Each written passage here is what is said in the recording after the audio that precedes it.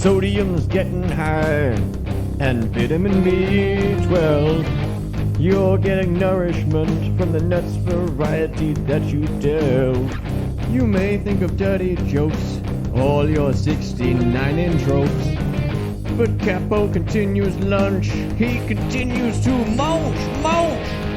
You didn't turn your back on them, although they're making your mouth dry. You'll never go hungry again until your death counts 60 high.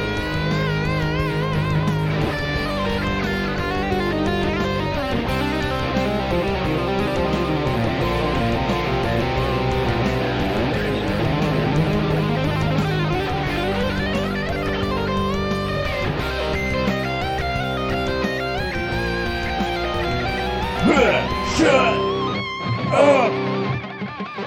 Let me munch my nuts. Shut up! Let me munch my nuts. Shut up! Let me munch my nuts. Damn your rotating cube! Shut up! Let me munch my nuts. Shut up! Let me munch my nuts. Shut up! Let me munch my nuts.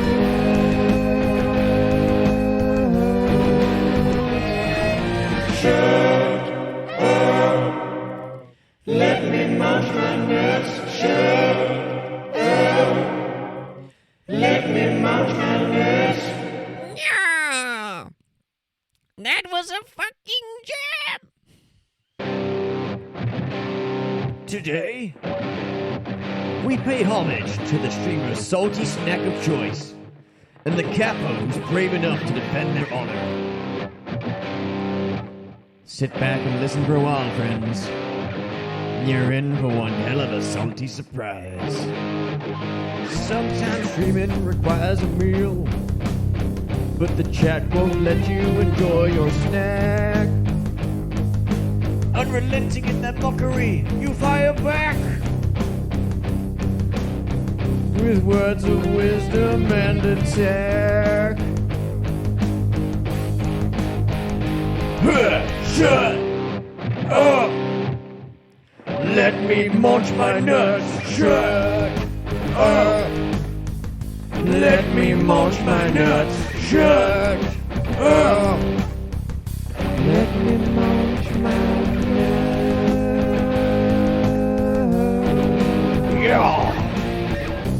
Sodium's getting high, and vitamin B12. You're getting nourishment from the nuts variety that you delve. You may think of dirty jokes, all your 69 tropes. But Capo continues lunch, he continues to munch. You didn't turn your back on them, although they're making your mouth dry. You'll never go hungry again until your death counts 60 high.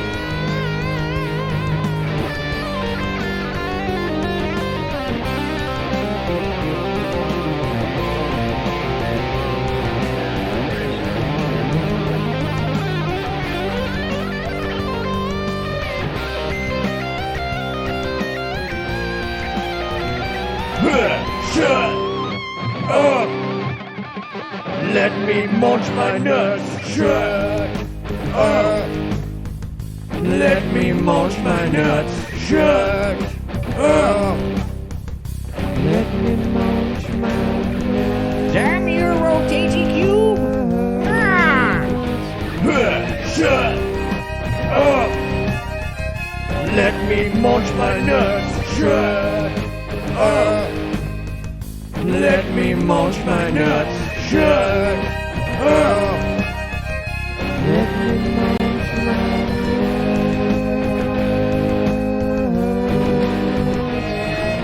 Shut up! Let me munch my nuts. Shut up! Let me munch my nuts. Yeah. That was a fucking jam! Today, we we pay homage to the streamer's salty snack of choice, and the capos brave enough to defend their honor. Sit back and listen for a while, friends. You're in for one hell of a salty surprise. Sometimes streaming requires a meal, but the chat won't let you enjoy your snack. Unrelenting in that mockery, you fire back with words of wisdom and attack. Shut up! Let me munch my nuts. Shut up! Let me munch my nuts. Shut up! Let me munch my nuts. Yeah! Sodium's getting high, and vitamin B12. You're getting nourishment from the nuts variety that you delve. You may think of dirty jokes, all your 69-inch ropes. But Capo continues lunch, he continues to munch. You didn't turn your back on them, although they're making your mouth dry. You'll never go hungry again until your death counts 60 high.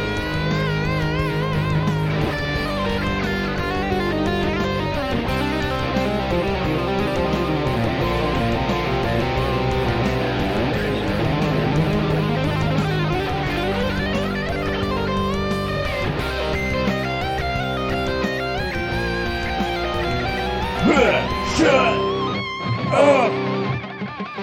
Let me munch my nuts. Shut up! Let me munch my nuts. Shut up! Let me munch my nuts. Damn your rotating cube! Ah! Shut up! Let me munch my nuts. Shut up! Let me munch my nuts. Shut up! Let me munch my nuts.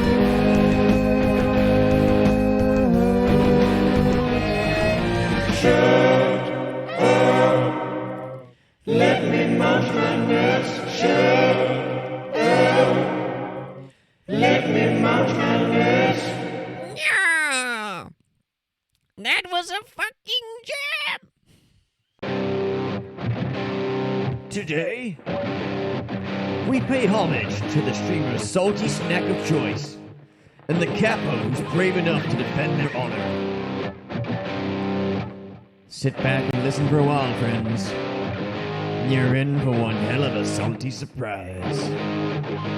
Sometimes streaming requires a meal, but the chat won't let you enjoy your snack.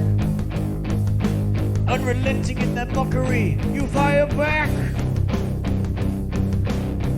with words of wisdom and attack. Shut up! Let me munch my nuts. Shut up! Let me munch my nuts. Shut up! Let me munch my nuts. Yeah!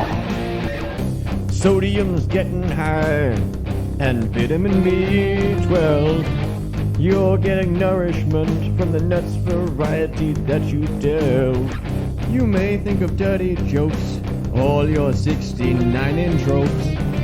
But Capo continues lunch, he continues to munch. You didn't turn your back on them, although they're making your mouth dry. You'll never go hungry again until your death counts 60 high.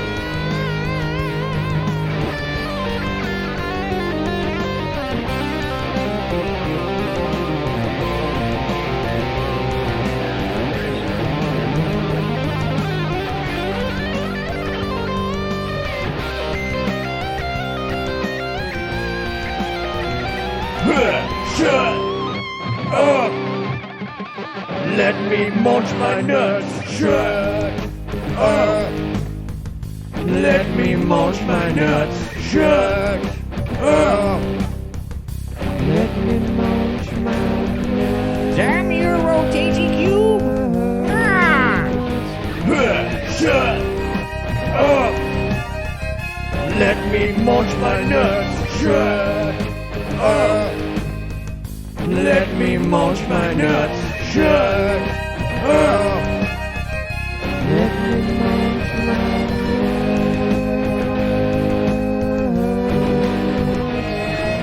Shut up. Let me munch my nuts. Shut up. Let me munch my nuts. Yeah! That was a fucking jam! Today, we pay homage to the streamer's salty snack of choice and the capo who's brave enough to defend their honor. Sit back and listen for a while, friends.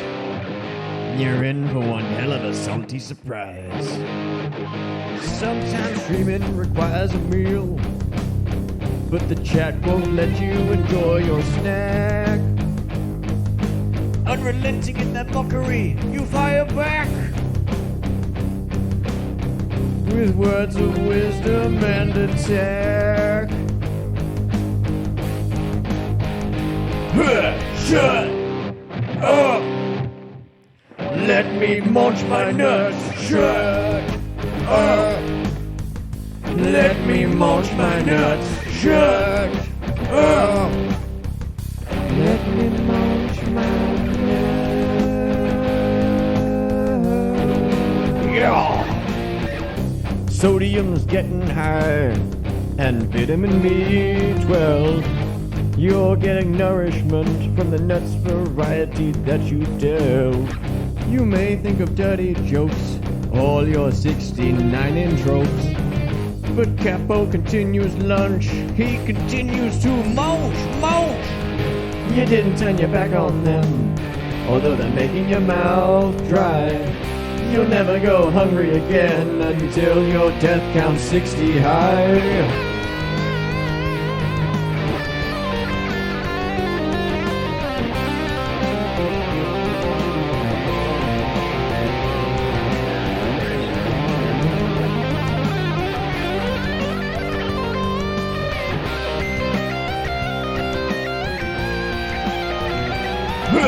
Shut up!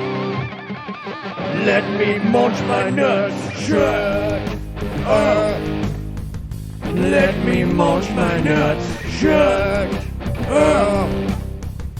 Let me munch my nuts. Damn your rotating cube! Ah! Shut up! Let me munch my nuts. Shut up! Let me munch my nuts. Shut up! Let me munch my nuts.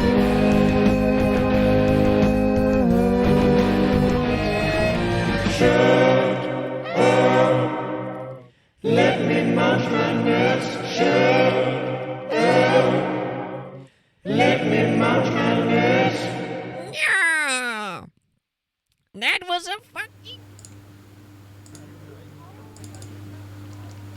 And hello everybody. Welcome to session 20 of the Ebon Death. As I double check that all the audio is in fact correct this week. And it wasn't, so you might have heard me twice, but you should be able to hear everything else. There you go, that looks like it's good. So hello and welcome to the Ebon Death, where this week we are doing our 20th episode. Can you believe we've done 20 weeks of this? And we're about to head into the final boss of this first chapter. This week's session is going to be bold. It's going to be historic even. People years to come from now will ask each other, where were you the day that Gershaw died? And everyone in chat will be able to tell them they were right here watching Gershaw die live. As he clings to life with 1 HP. But before we really get into it, thank you everybody that threw bits and subscribed and did everything at the start. That was insane. Like, I think there's too many people to even mention. We got Null Void, we got Pab. Who else am I scrolling up seeing? Marthouse. I know everyone in the D&D group was also throwing stuff in there when we were talking about it. But for everyone else in chat, thank you so much, Birchie. Lindsay as well. My God, there's so many of you that don't like just threw bits for no reason. I can't thank you enough. Although if some of you have made it to 10k bits, I think it is, or maybe it's 1k bits. I think it's 1k bits, right? Yeah, Then you now have access to the cursed art emote that I made on the post crash stream the other day. So if 10k bits would be like 100 quid. I have made more money off of paint art than I ever realized was possible, and I don't understand it. There we go. Em's just throwing it in chat now. Yes, my exquisitely bad D20 art. This is why all the main emotes for the subscribers are the good ones that Shlee makes, and all of the bit emotes are going to be my terrible paint art. I don't know. I feel like I'm kind of out of a job. No, yours is art. Mine is. I don't know if there's a name for it. It's not art. I wouldn't call it art. But it's art. Fart. Birchie, thank you so much. 4 months, man. That's crazy. Yeah, art is subjective. But anyway, we are here to do the final part of this quest that you guys have been doing, and I know that the recap was running just before we started, but of the players here, who wants to do the recap and remind us all what on earth is going on? Bone Daddy was actually Bone Hubby. Now it's in everyone's Twitch chat with 2 different usernames. Yeah, that's a good point. Bone Daddy has been floating around Twitch as of late, and no one knows who it is. We still haven't solved that particular mystery, although Bone Daddy, the bone claw that was powered by the soul of Url, has now ceased to be anything remotely alive, and you will not know his state until possibly after the chaos has ended. But what else has happened? I ruined your plan. You did ruin my plan by I shot a chest. almost one-shotting a mimic, yeah. Wait, I crit and ended up doing 52 damage to a chest that turned out to be a mimic, which only had 7 HP left because I went to check the VOD and then Shlee went just Yeah. it's super huge Warhammer or whatever, just You wrecked it. Jordan got an ouchie, and we hit him inside of a hat. A hat? A shaft? A hat. Hat? Jordan the hat. The tiny hat. Did we lock him inside? I can't remember if we locked Tiny hut thing. Yeah, just like Max is in tiny hut. the tiny hat. Okay, Yeah, yes. so he's I remember safe we wanted for to. up to 8 hours, and you guys have definitely not been in the caverns for 8 hours thus far. So he's still got time where he is essentially invulnerable. And you guys are still close Yeah. enough. I don't even think there's a range limit once it's been cast for Oscar, so it should last until 8 hours have passed with no other issues. So you We went on some stairs that weren't stairs. you did. That's not very relevant to the story, but it was funny. And now we are in a fight with Dormaris, who is the public enemy of everyone in Edis because he has been popularizing blackface. True story. That is not at all what that art signified. And it doesn't have context either. So you'll get to see art later of Damaris, and you can make your own mind up. But I think it's absolutely awesome. So yes, the Sneven finished the session last week with the revelation that Damaris was below Crowholm and behind all of the current spoopy happenings within Crowholm, and you believe he is directly responsible for the current state that John is in. And John reminded you, well, at least specifically told Solgra, that he was making him see things that he did not want to see. So the very tail end of last session ended with Solgra taking out Earl, which led to resurrection of zombies in the room with you, and also Don Maris ready to fight you. So let me move over to our Roll20 screen for everybody. And this is where we were last week. You know, I think I was starting to get a bit emotionally attached to Bone Daddy because it became such a joke, and then you had to kill him like straight away like that. We didn't even offer for him to come with us for a bit. Yes, and unfortunately, he asked me to kill him. Unfortunately, he is tied to a greater storyline than just, you know, dusting around as a background character for a while. Could have been Kevlan 2 or 3 because we had the chicken that was Kevlan 2. That is true. So we are going to resume where we left off last week, where the initiative tracker should tell me. Yep, we've got everyone's initiative still written down. And we're going to be going from the top with Don Maris. However, since we left off without me giving him the proper respect and introduction that he deserves, we're going to begin with that. So Don Maris looks on at the party, specifically Solgra, in his sights after the bone claw created from Earl's body falls to the ground, and he sneers at Solgra.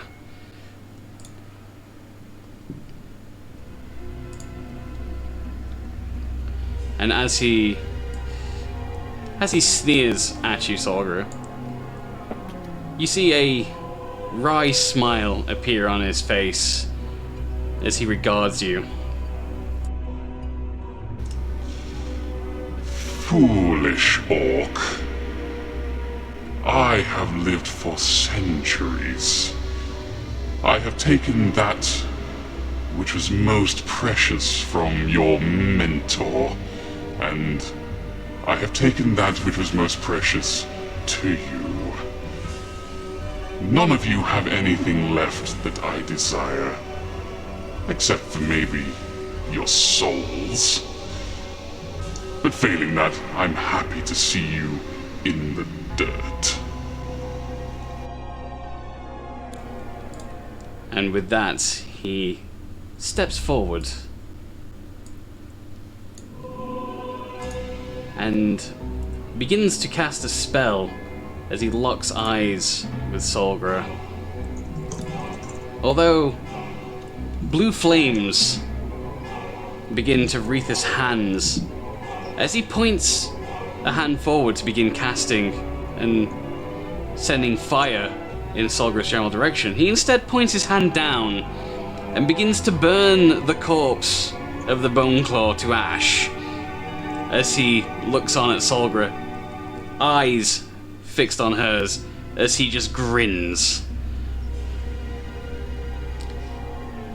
And that would make it Solgra's turn.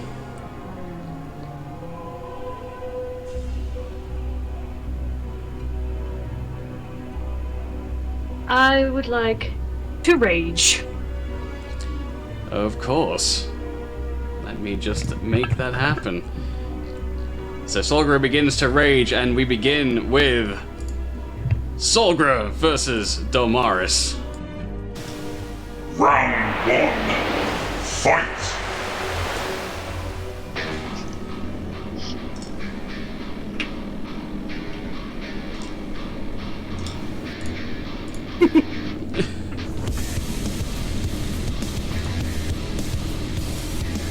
Right. Gonna move towards him. I need to turn Sirenscape down. What are you talking about? Turn it up! What? Rage music! Right, so I move towards him and I am going to attempt to hit him as soon as I can find where the frickin' Discord is. Oh yeah. 24. 24 will hit.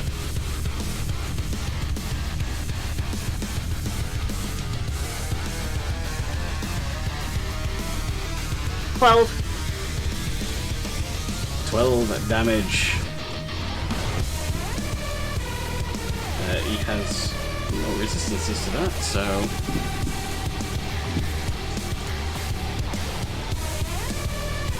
I should have to throw his HP on screen for everybody.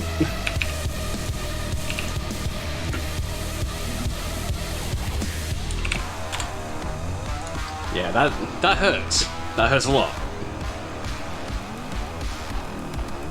And then I'm gonna go and attempt to hit him again. Go and roll 17? for it. 17 will hit.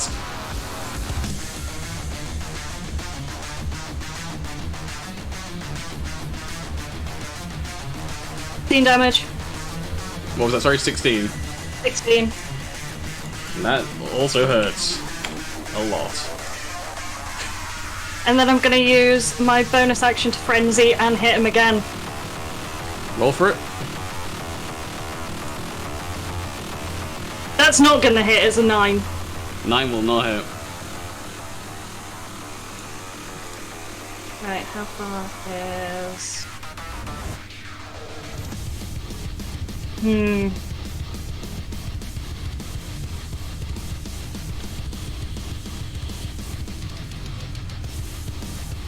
With the music.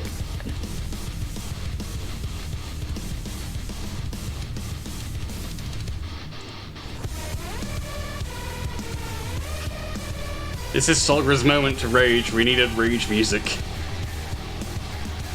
Right, I am going to leave it there, my turn there for now.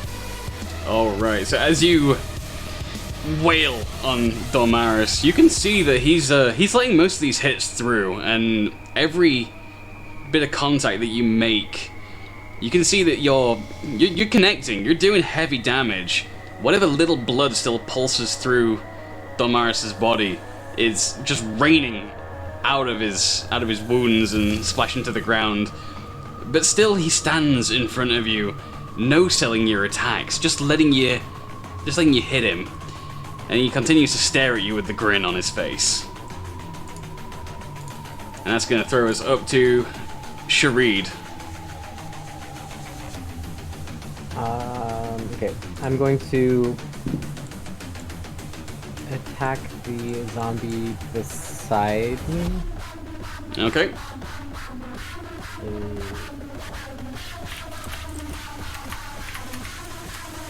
17. 17 will hit. And then, oh my god.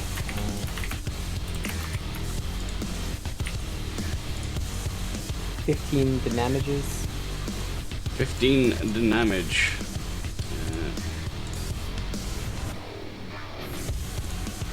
Okay. And then I'm gonna just walk out of its range. Alright, you are Start going heading to... towards Dormaris. You are going to take an attack of opportunity as you walk away. So he's going to go for you, and there's a 19 hit. Yeah. Yep. So you're going to take 9 slashing damage.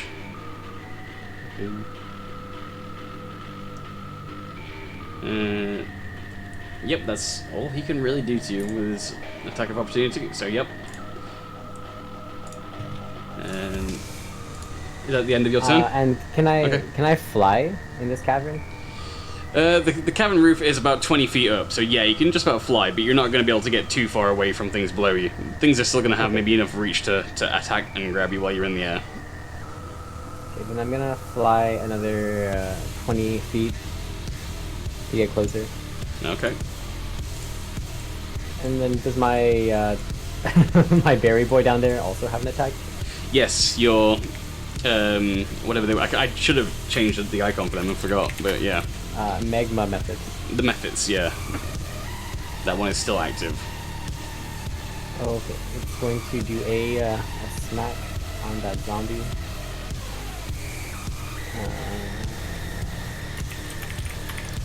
1d20 plus 16. 16 will hit.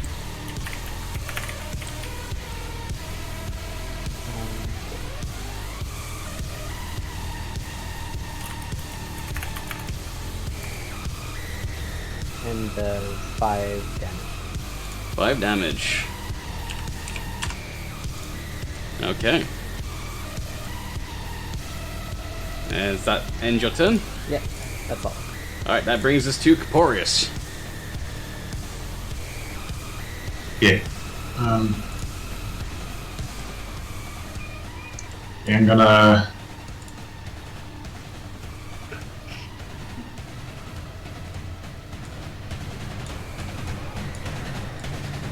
A diagonal like that will give him an attack of opportunity when I move, right? Moving out of its range, yeah.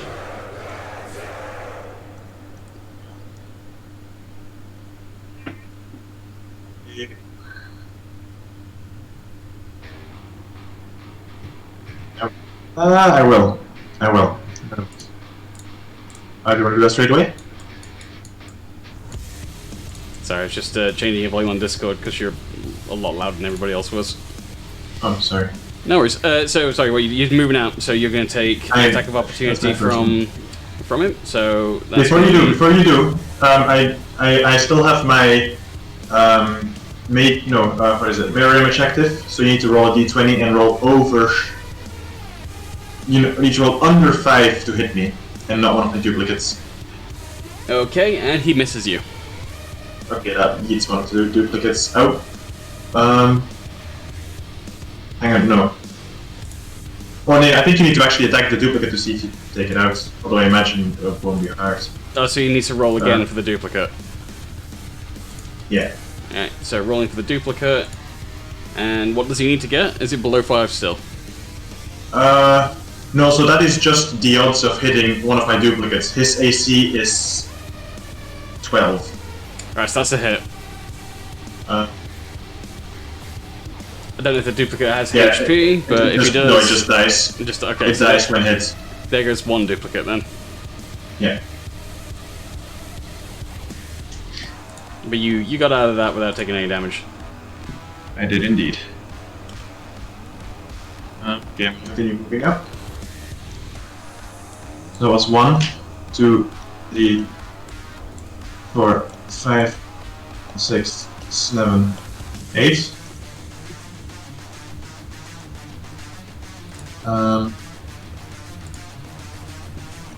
And I will cast a Sacred Flame onto Bone Granddaddy, Dolmaris,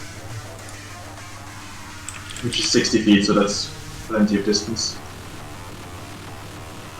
Which I will do. Oh, that's a Dexterity 13 saving throw. For Dolmaris, yeah? Or sorry, yes. What were you attacking? Yeah. Dolmaris. So he passes. Is it still half damage then? What attack is that? It should say. Sacred Flame cantrip. Oh, if it doesn't say half damage on a pass, then it doesn't do any damage. Oh yeah, it is 1d8 if he succeeds. Wait, no. 1d8 1d8 if they fail the save, or nothing if they pass the save. Yeah, so unfortunately... Yeah, no, you're right, it does nothing.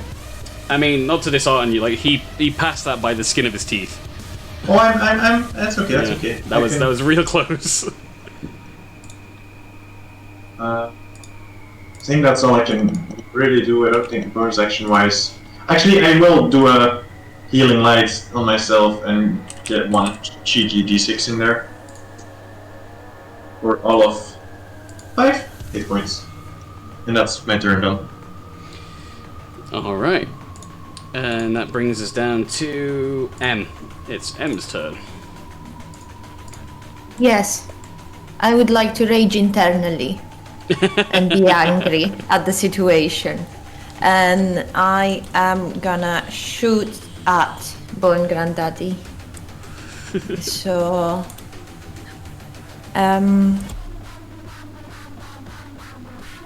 that's 7, 10. A 10 will not hit. So I'm gonna use 1 inspiration to, since I just got one. Yep. I'm gonna use that one that I just added to the sheet to reroll Please be better.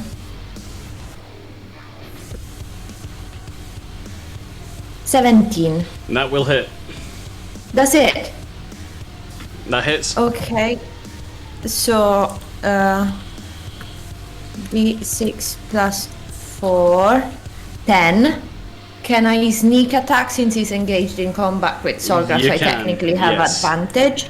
So R4D6, that's a 16. 16 damage. So that's 26 damage in one. And then I'm gonna bonus action with the other pew pew and shoot again. Ugly strike. Okay. 12. 12 will not hit. Okay. I might just sit you on do the have counting advantage. chain as an You do- interaction. You do have advantage. Oh, Yeah. baby, be better. 23. That will hit. 6 plus 4, 7. Someone had to roll it. 7 damage. Okay, so you guys are doing all these attacks. Things are going towards Damaris. Solgra's smacking him with a giant warhammer. M's firing the crossbows. Caporius is trying to hit with the magic damage going on. It's all going off, and the entire time, Damaris continues to lock eyes directly with Solgra and just grins as he allows these attacks to hurt him. And that brings us to Gershaw. Alright. I'm gonna saddle on over to Fanny Boards. Can you roll a perception throw for me, please? Yes.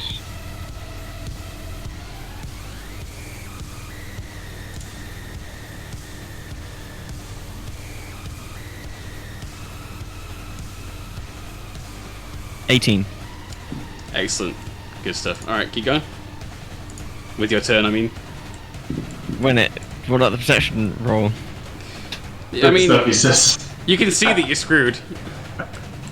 Dude, you what the fuck?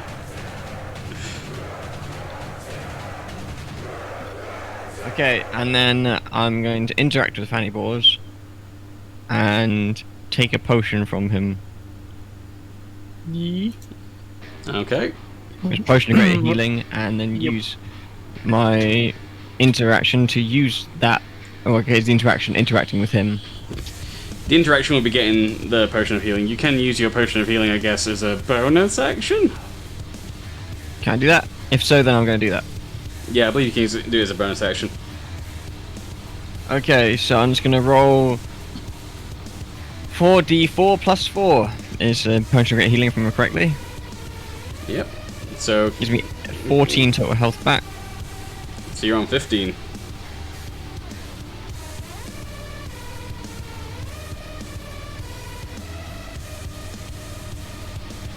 Yes. Alright, and you still have an action left on your turn. I can't split the moon up, can I? Yeah, you can split the movement up, I believe. You can't split the attacks up, but you can split the movement.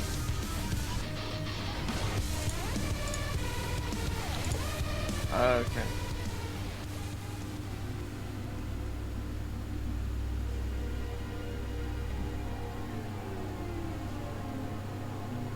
And sadly my Arms of Astral Self won't count because I've been knocked out in it before, so I have to Yep. resummon those. So what I'm going to do is I'm actually going to move over here to this zombie, and I'm going to attack him with my scimitar +1. And I'm going to do that twice because I've got 2 attacks in this action. I don't see you moving on roll 20. I just Oh, did. there we go. There we go. Is that better? Yep. I'm going to roll to hit. Okay.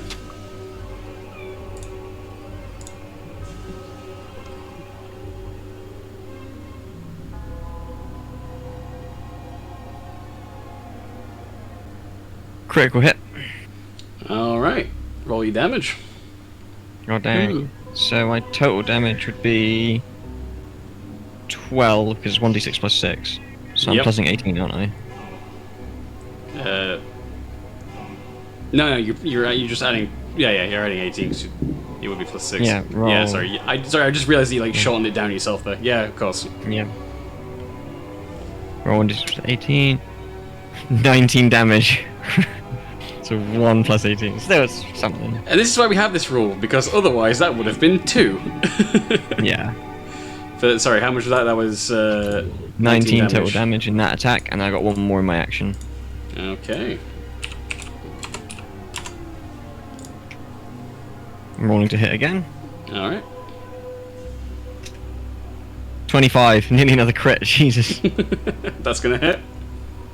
Roll 1d6 plus 6. 9. 9 will. 9 damage, sorry. Yeah. Yep. Alright, it's still standing. That's not enough to take it down, unfortunately. That's okay with me. And that will bring us down to Oscar. Yes, indeed. I would like to rage, but I cannot do that. So okay. So sorry, apologies. I did have a thing in my head that I wanted to do. I would like to move, firstly. That would be nice. Indeed. I shall... Oh, it's not letting me. Why I no move? Hang on. Sorry. Apologies. Excuse me. Why you should have am I control not... over that token since you are the one that tilted it. Yeah. I can't move. Make sure you're on the right arrow clicky tool thing. I am. Are you on the right layer of object and tokens? I think so. Have you got any of the other tokens open? Oh, things on the sidebar. Oh, I can move. Oh, yeah, there I am. There I am. I can move now. Hello. Yes. That was interesting. Okay, hello. Sorry, apologies. Let's go. I would like to scooch over. It's not letting me do the thing. Oh my god. You can use the arrow keys on the keyboard to move your token if you want as well, once you've selected the token. Yeah, I'm gonna be here. And, yes. No. Yes.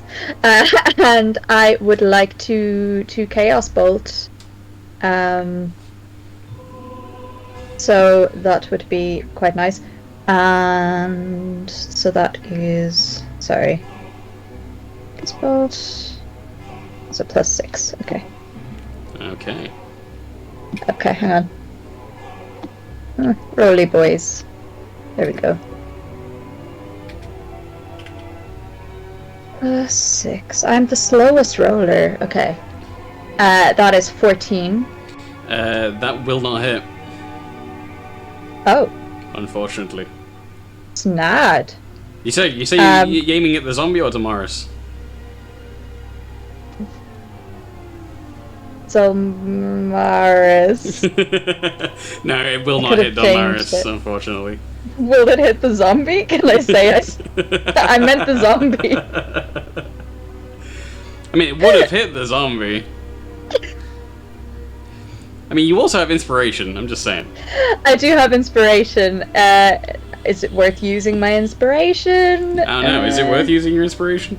Is it worth using my inspiration? Hang on. Okay.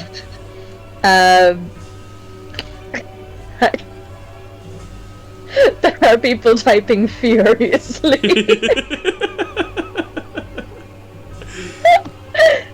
Okay, alright. I will roll it again. Okay. Yeah.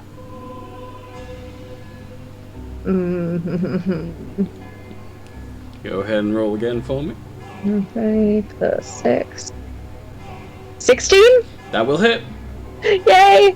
We're 2d8. Oh, plus. Sorry, I need to think of that. Plus 2d6 for that? Yeah.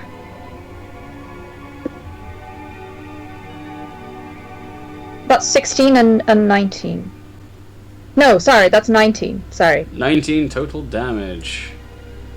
Oh, and what kind of damage is it? Hang on. Does it matter? It's psychic damage. That won't change anything, but yeah, it's you've hit him. You can see clearly, as can Solgra, that he's allowed that to hit him. He's taken the full brunt of the Chaos Bolt. Again, still grinning at Solgra. And is that the end of your turn? Yeah, I'd like to give inspiration to Solgra. Okay, Solgra has more inspiration now. And that brings us down to zombie number 2. Where is number 2? He's over here.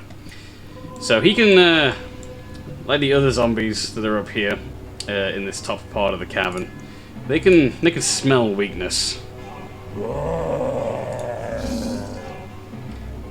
And he begins to shuffle his way towards Gershaw.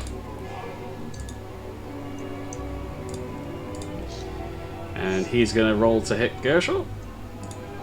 And that is a hit. And you are going to take 5 damage. Okay.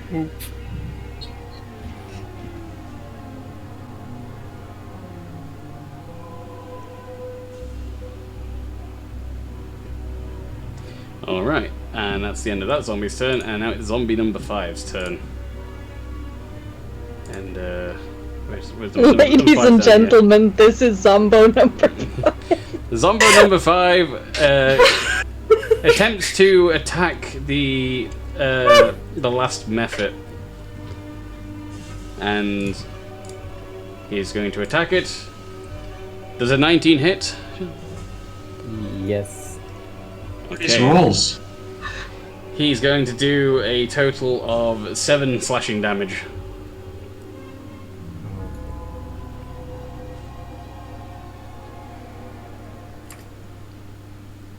And that is all he can do, which brings us down to Fanny Boss. Oh yeah. Right, well I am gonna yeet myself, so I'm gonna use a turn to do a dash, so I can move in.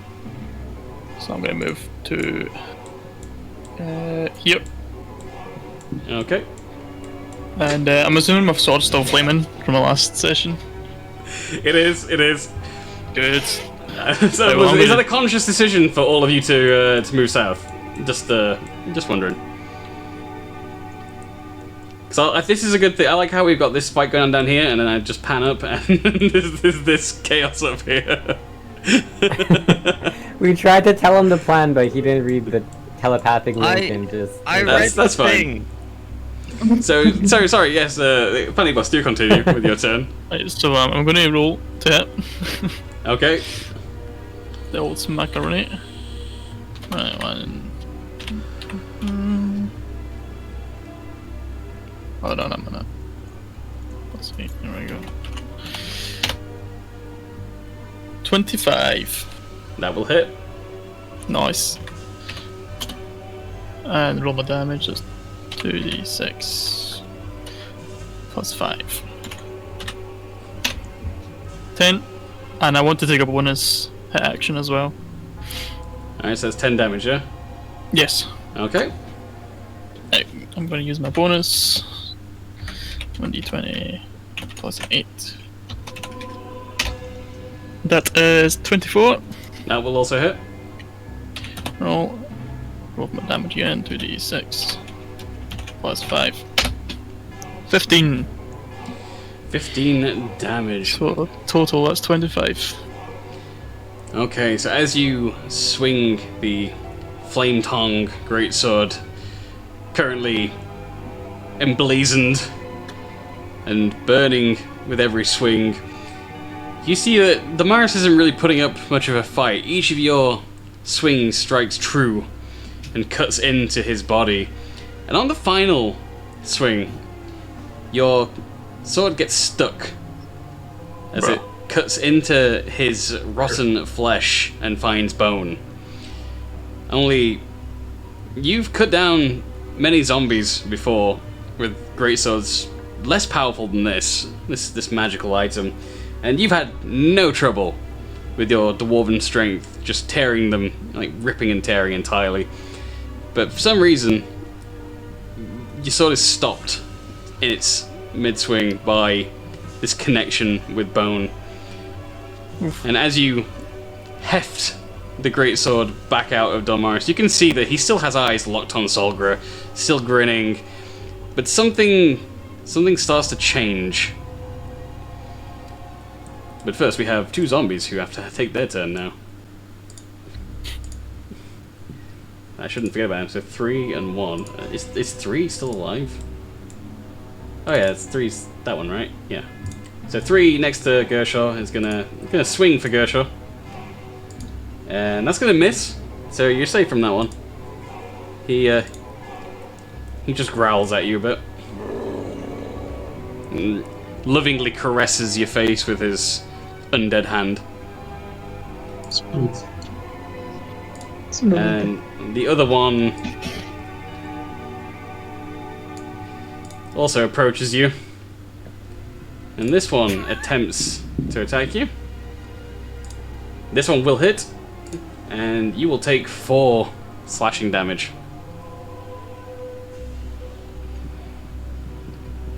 Okay. You doing okay up there? Yeah. Yeah, okay, cool. And we'll move down to the real folk.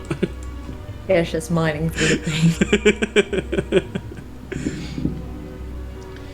So, as Fanny Boss finishes his attack on Damaris, something begins to happen as you watch this figure. Solgra, you see it first as his face begins to change, sort of grow and elongate, and the skin around his lips begins to split as the entire skeleton inside Damaris begins to expand and grow, tearing his flesh asunder, and his eyes burn a fiery red as he looks down upon you, becoming much larger and contorting into some unholy creature.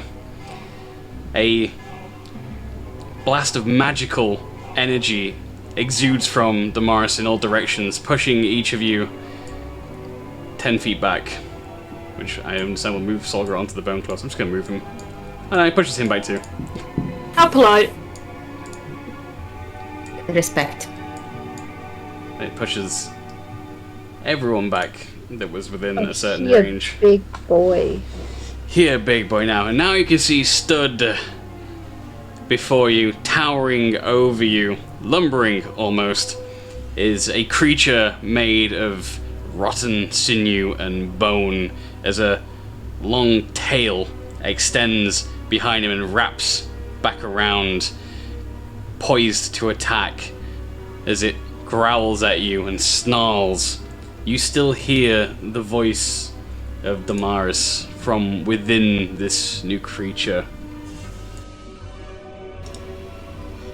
You fools. Your attacks only strengthened me. With the power of my Lord Idal, I have been granted abilities that would make any mortal man shudder. And now, I will end you.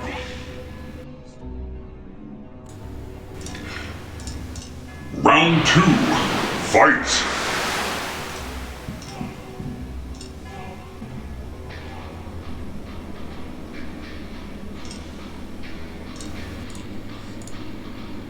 So Dolmaris begins his turn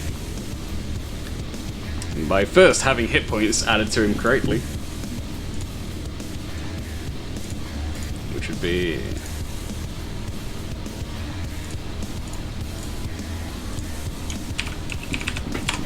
There we go.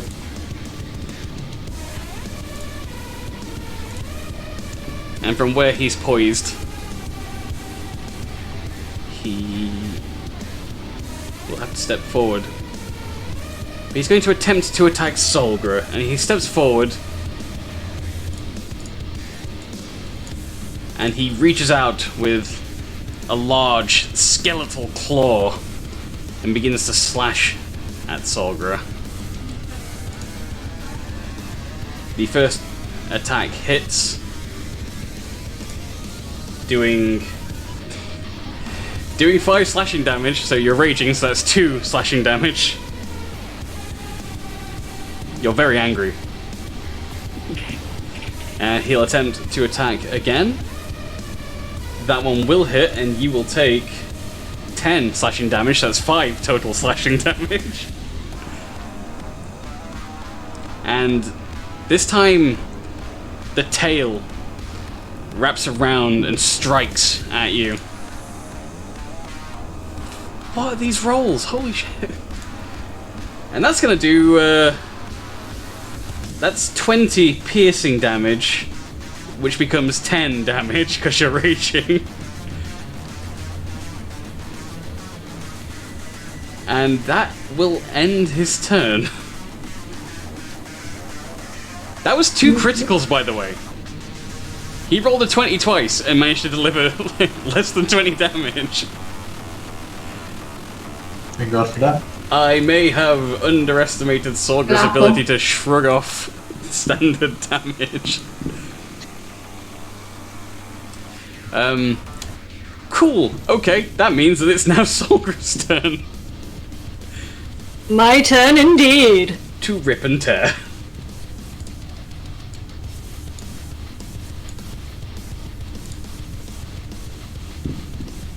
Move towards him. Yep. I am going to make my first attack roll.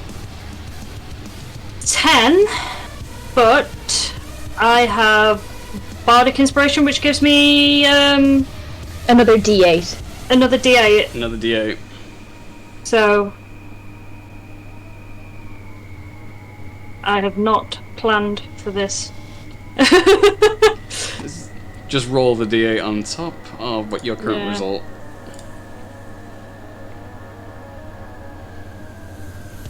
And pray that it's high enough. That unfortunately is not high enough. Well, You have inspiration as well. Yeah, you yeah, have and I actual also I had Bardic, Cardic, and normal inspiration. You have all the Inspired. inspirations right now. Yeah. You're very inspiring. You are So inspiration. I'm going to use my first inspiration to roll again. 15. That will hit.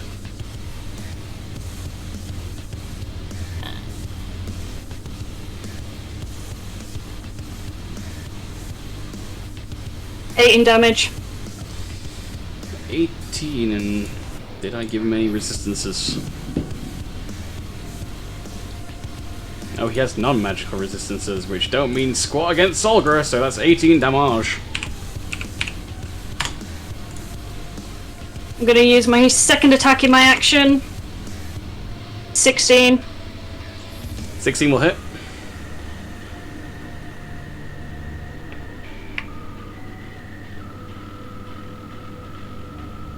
Damage. How much, sorry? 13. 13 damage.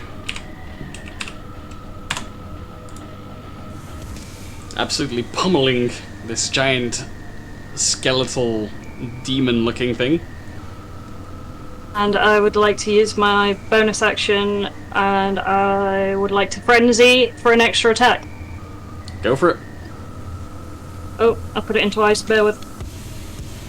21. That will hit. Another 16. Another 16 damage. That is a lot of damage. But he still looks largely unfazed, as much as you can tell from the near featureless face of this creature.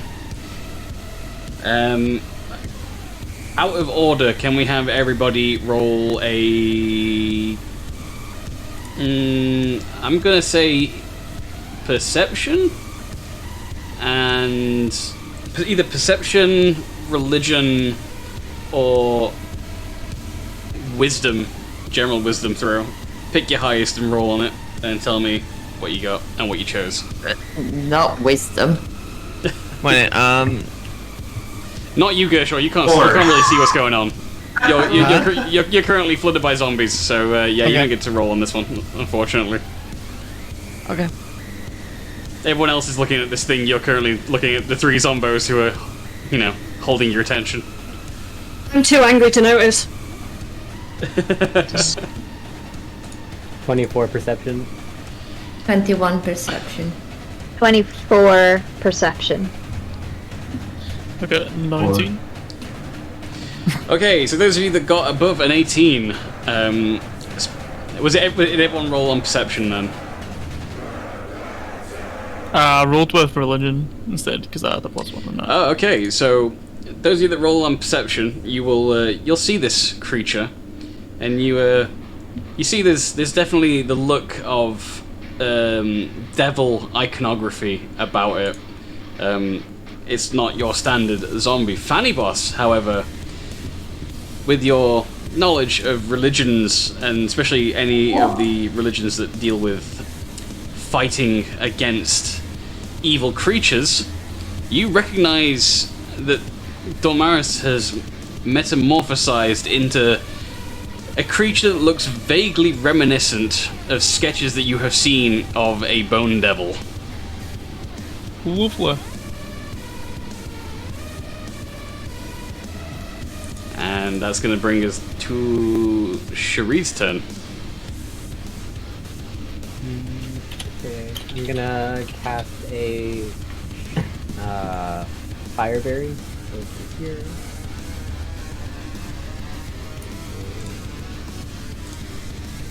It's a level 2, or level 3 spell slot rather. It's a Dex 14 save. Dex 14 save. He passes. Okay. So half of 11 damage. Alright, so that's going to be 5 damage. That's fire damage, right? Yeah.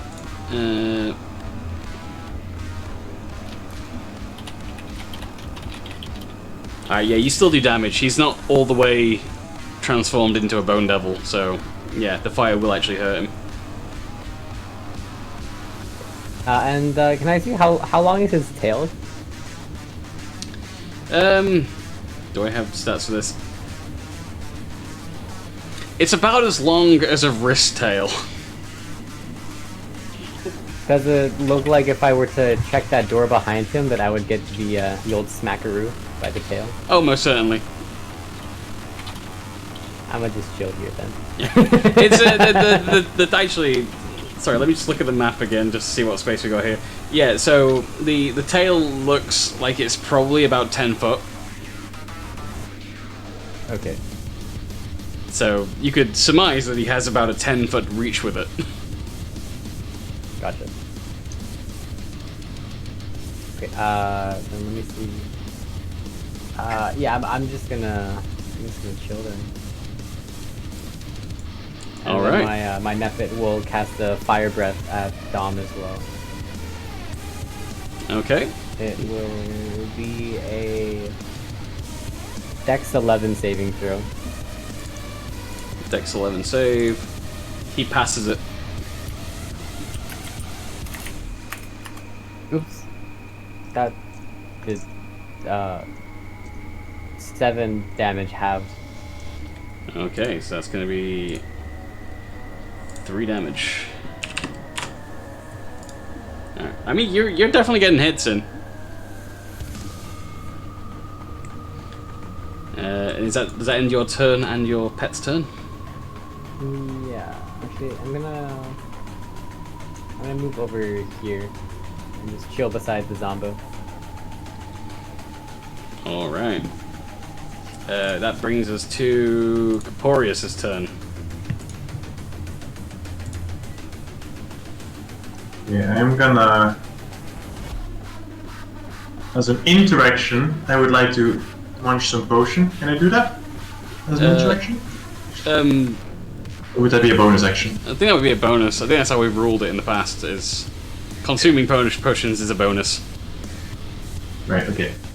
In that case, I wanna cast a guiding bolt towards our new best friends here.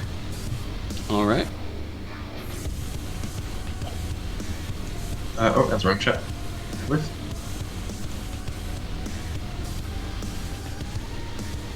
And I want to use my inspiration. I'll bet it again.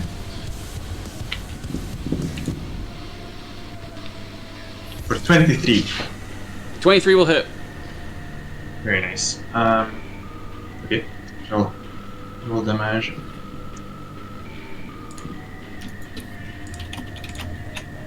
For 19 radiant damage. 19 radiant damage. So you cast your guiding bolt. And also the next person to hit him will have advantage. Indeed. And he takes 19 in radiant damage. Let me just check his stats again.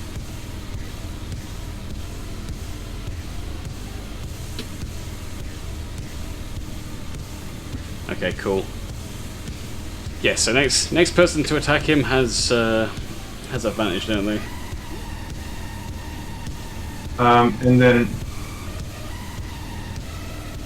I would like to where is it? Sorry, too many things on the sheet. I would like to cast a healing light, or well, bonus action, whatever you want to call it, cast a healing light. Yep. At Solgra. For 2d6 for a total of 6 health points. That will never not be disappointing, that move, but you know. Hey, healing is healing.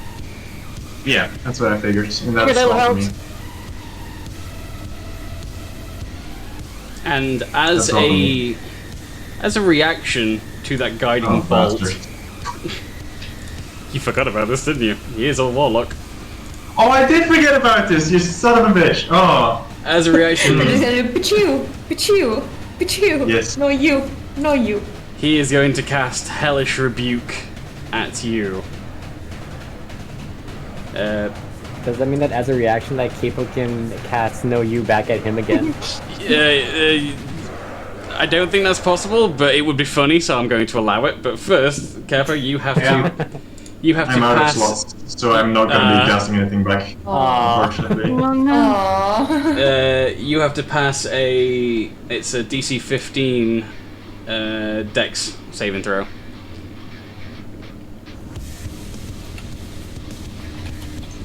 Reaction. Well, I have a lot of decks, holy moly. Yeah, you should. 17. Okay, you pass, which means you take half as much damage. So you're going to take. And I am a fire dragon, so I take quarter as much damage. quarter as much. So you're going to take. You're going to take 2 fire damage. Hot stuff, let's do it. As like a, Just like a quickly. hot lot. just quickly, as a reaction to seeing Hellish Rebuke, I'm going to scream. Noted. This makes Damaris smile.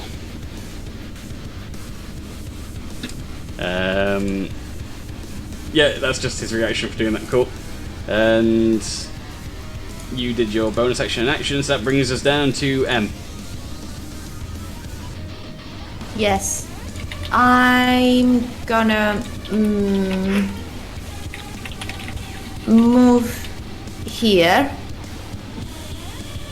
and shoot or attempt to shoot with crossbows. With advantage because Solgra is engaged, right? Yes. 27, not 20, which means we're rolling a 52, baby! We are rolling very high. So, damage is gonna be our d6 plus 4.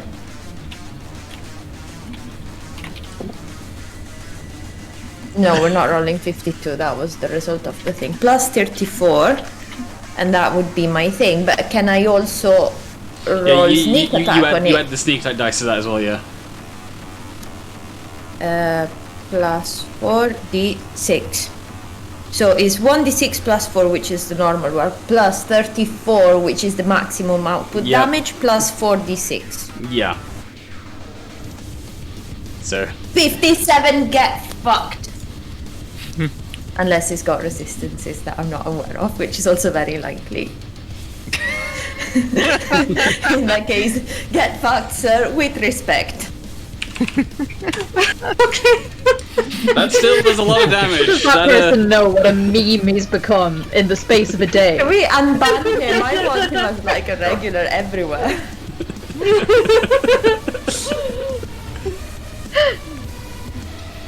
Alright, so that does massive damage, but it's pretty much just managed to draw Damaris' attention in your direction, but that's all so far. So you still got your bonus action to go. I do, and I'm gonna roll again. Still with advantage because Solgra is engaged? Yeah, you're still gonna get advantage, yeah. I still get advantage, good to know. Thought she was married. Wait, so it was my advantage given actually useless then, since he's engaged anyway? It's not. Sorry. I didn't want to ruin it. You were being so happy about it. Okay. But if anything changes on the battlefield, that advantage is going to stick around from your guiding bolt. 19! That will hit. But it's not a 20! Not a 20. Oh, I'm like Cactus with the Shiblawi now. I only want to roll 20s. D6 plus 4, and I've done sneak attack already, and I rolled the 7 because for the memes. Okay. So that becomes cool. You can tell as you're firing your crossbows, the first one striking true as you attack Dormaris, that the metamorphosis continues. The skeletal structure that is making up the majority of this devilish creature has begun to thicken and become less and less malleable. It's appearing like it's almost made of either some very, very shiny metal or possibly some form of magical rock. Whatever it is, it seems to be very difficult to attack or do any damage to through conventional means. But despite that, your attack still managed to phase Dormaris and do a lot of damage. He's not taking that lightly. Good. He shouldn't have. Now his attention is split between you and Solgra. Can I move up like 1 or 2 tiles just so No. And that brings us to Gershaw. Let's check back in with Gershaw. Let's move back up and Alright. So the zombies, are they pretty weak at this point? I don't know how, like, I can't remember what happened last week with some of them. They were all killed and then they were resurrected. Yeah. By Damaris. But were they hit at all in No. the meantime or no? Okay. There's some of them have taken a few hits, but overall they're looking, you know, they're not looking unhealthy than they would have been Okay. for zombies. Alright. Okay, well. Right. It's time to do a thing. I'm gonna spend a key point to summon Arms the Astral Self, so all of them have to make a DC 12 Dex saving throw. Alright. Dex saving throw for 12. That's a pass. That's fail. That's a pass. Okay, the one that failed has to take a 2d6. Alright, roll that 2d6. It's the one in the middle that failed.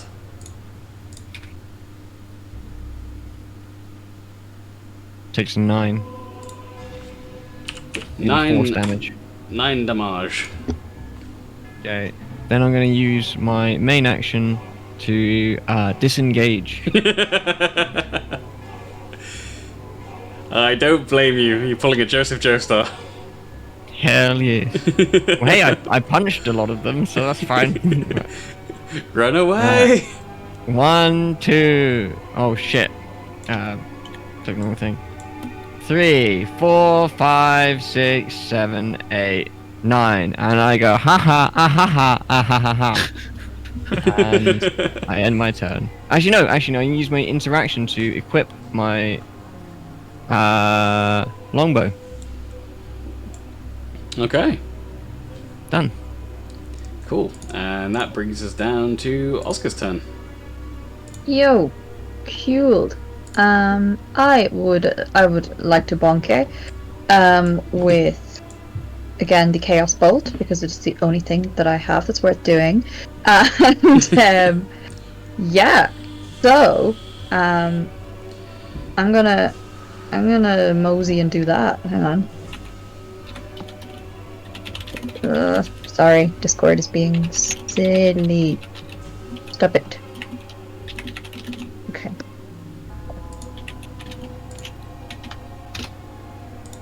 Oh, that's a 13.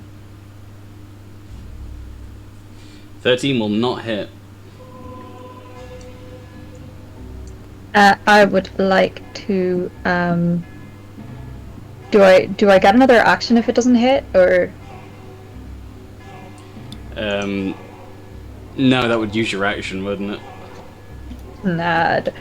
Cool. Can I? Ooh, no, I can't. Snad. Alright. Alright. I would like to...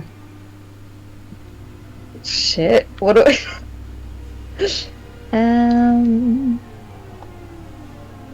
One moment.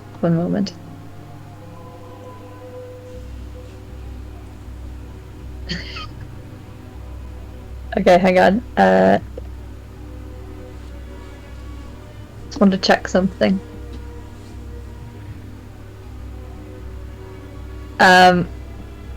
Okay.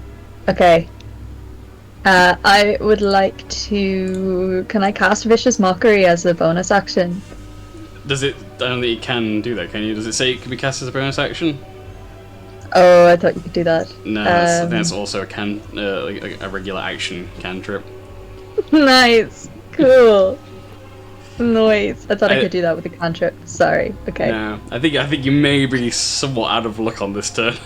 I think I may be. I will give a bardic inspiration to the next person. That's going to be Fanny Bus, I believe, but his turn is Cool. next. There's some zombies first. So, zombie number 2. He is this one, I believe. Yes. I need to double check how far can they walk. Cool. Gonna go down here. 1, 2. He's gonna start moving towards Gershaw. Unfortunately, Gershaw remains out of his reach for now. And following zombie number 2 will be zombie number 5. And zombie 5 is the one fighting the Method, and he's going to attack the Method again. And that is, yep, that is definitely going to hit. 18 hits, right? Yeah. Yep. And it's going to take 9 damage. No, it does a shablowy and it explodes. And it deals 2d6 damage. Roll the damage for the Husk Zombie 5. Oh, I also think it has a thingy saving throw. So let me just pull it up.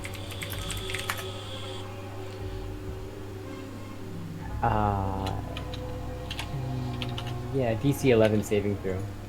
DC 11 saving throw. What? For what? Sorry, what? Oh, Dex. Sorry. Dex. Yeah. Yep, it fails. And it does 7 damage. And it takes 7 damage. And it growls through the pain as it is set on fire from the explosion of the method. And that brings us to Fanny Boss's turn. Woohoo! Alright. I realised last time I forgot to roll for flame damage as well. Oh. Well, you would have. You got to a point where you'd already triggered like part 2 of the boss, so. Yeah. So yeah, really so you'd have got to this point really. anyway. Yeah. Yeah. Going for 2 hits. Am I close enough? I don't think you are. I think you have to move forward at least 1 square. Yeah. Is that going to take up a? Or is that the wood? That's fine. Yeah, you can. You're on the corner there, so you can definitely attack him. You're in range. Alright. Oh, first one's a 9. Shit. 9 will not hit. Yep. And second one. 15. 15 will hit. Right.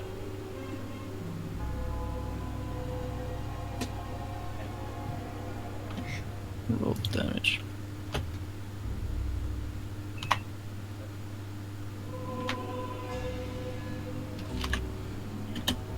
Hold on, it's my flame damage again.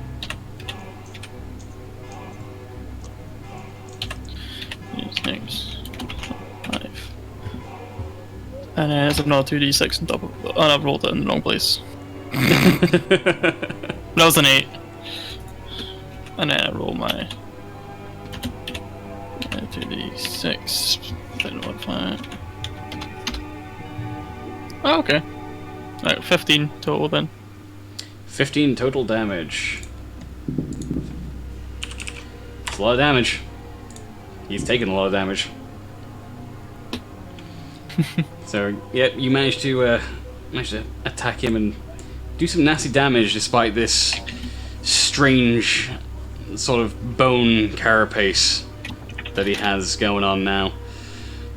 And you feel the swing of your sword cut deep, but he still stands, and he's not looking happy. Is that everything on your turn? Yeah, I think so. Okay, that takes us to the last 2 zombies. Zombies 3 and 1. So zombie 3.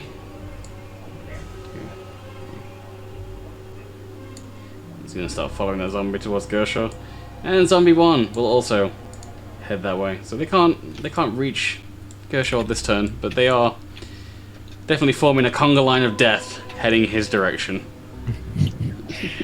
Just a quick thing of clarification. Those graves will count as difficult terrain, won't they? They will. Cool. And that brings us back to Dolmaris, who is kind of sick of all your shit. And he is gonna move over here, out of the range of that fire, and he looks at Fanibos, who just hit him with that sword, and this is the first time he's really truly looked at someone closely other than Solgra as he peers down at the dwarf, and he snarls at you and says, You dare to interrupt my time as I play with my new favorite toy?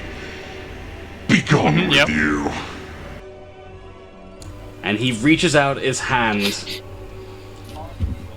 and necrotic energy begins to flow through his arm, down to the tips of his claws, as he scratches a long, bony nail against your neck. And you will have to roll for me a Constitution saving throw, please. Is it? Yeah, Yep, Constitution saving throw. So wait, he doesn't have skin, but he has nails? Nails are bone. Are they just like stuck on? Nails are bone. Technically. Saving throw. Nails aren't bones! A keratin. Push the bone and skin, I suppose. And Alright, here we go. what did you roll? 13. Okay, that is unfortunately a Bardic fail. inspiration. That. Bardic inspiration. Yes. Add I D8. forget. Is that add sorry, what was that do? D8. Add a D8. 1d8. Okay. Roll 1d8. Okay. Okay. Was it now? 17. 17. That will pass. Ooh. Which means you are now going to take 31 necrotic damage. You fucking. I mean, before that bardic inspiration, it was going to be 63. Yikes. Ah, well, I'm fucked. Yeah, you knocked out. Yeah. What was that, 31, did you say? Yeah. 31 Oh, necrotic damage, yeah. Oh, okay. Hold on a minute. Add that one to know. And in case Cactus is following along to necromancy spells, that was Finger of Death. Yikes.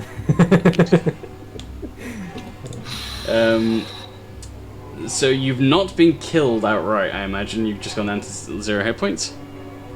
Yeah. Okay, cool. If you died, you would have become a zombie.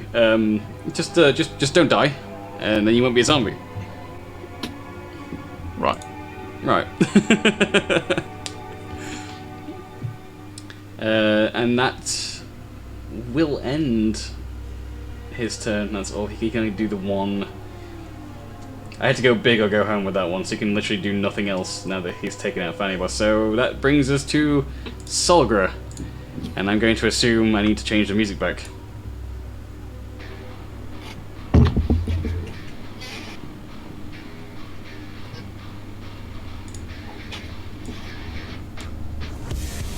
Give you 3 guesses what I'm gonna do.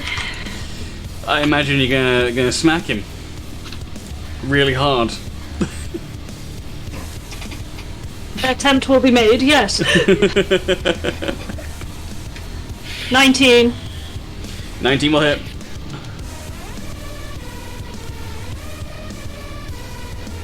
Ten damage. He takes the 10 damage. Gonna smack him again. Okay. 24. That will hit.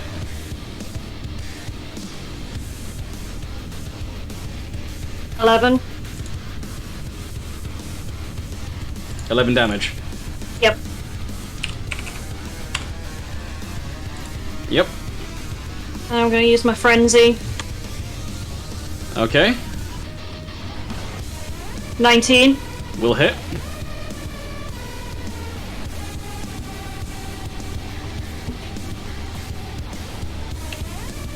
$16 damage. As your last swing of the hammer makes contact, shattering bone as you apply pressure.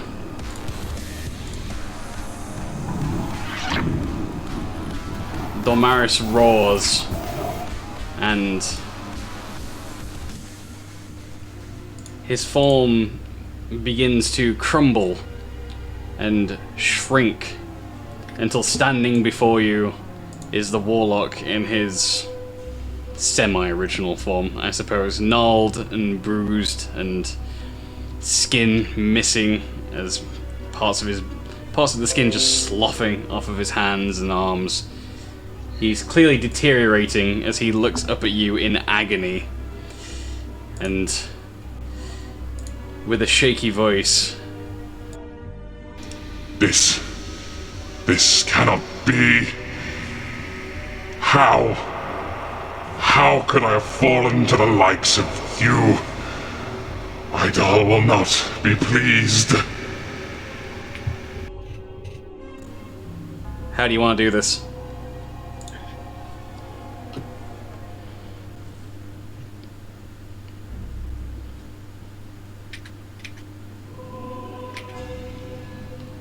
I've had this plan for quite some time, so have fun. Oh, wait. Finish him! Okay, now commence. I am gonna use my warhammer to bring him to his knees. You do so easily, meeting no resistance. He can no longer put up a fight. I'm gonna drop the warhammer.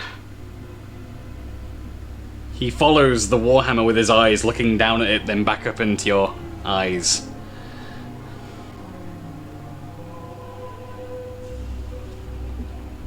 And then I'm gonna grab either side of his head.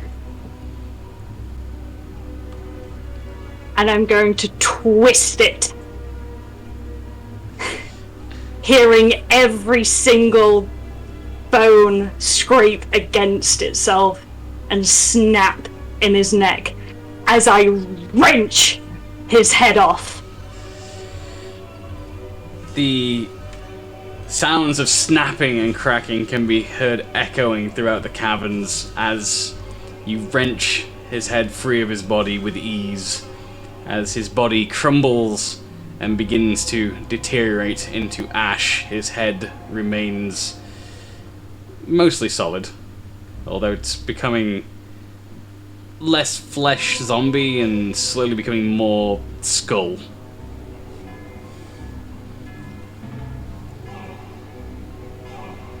And he is confirmed dead.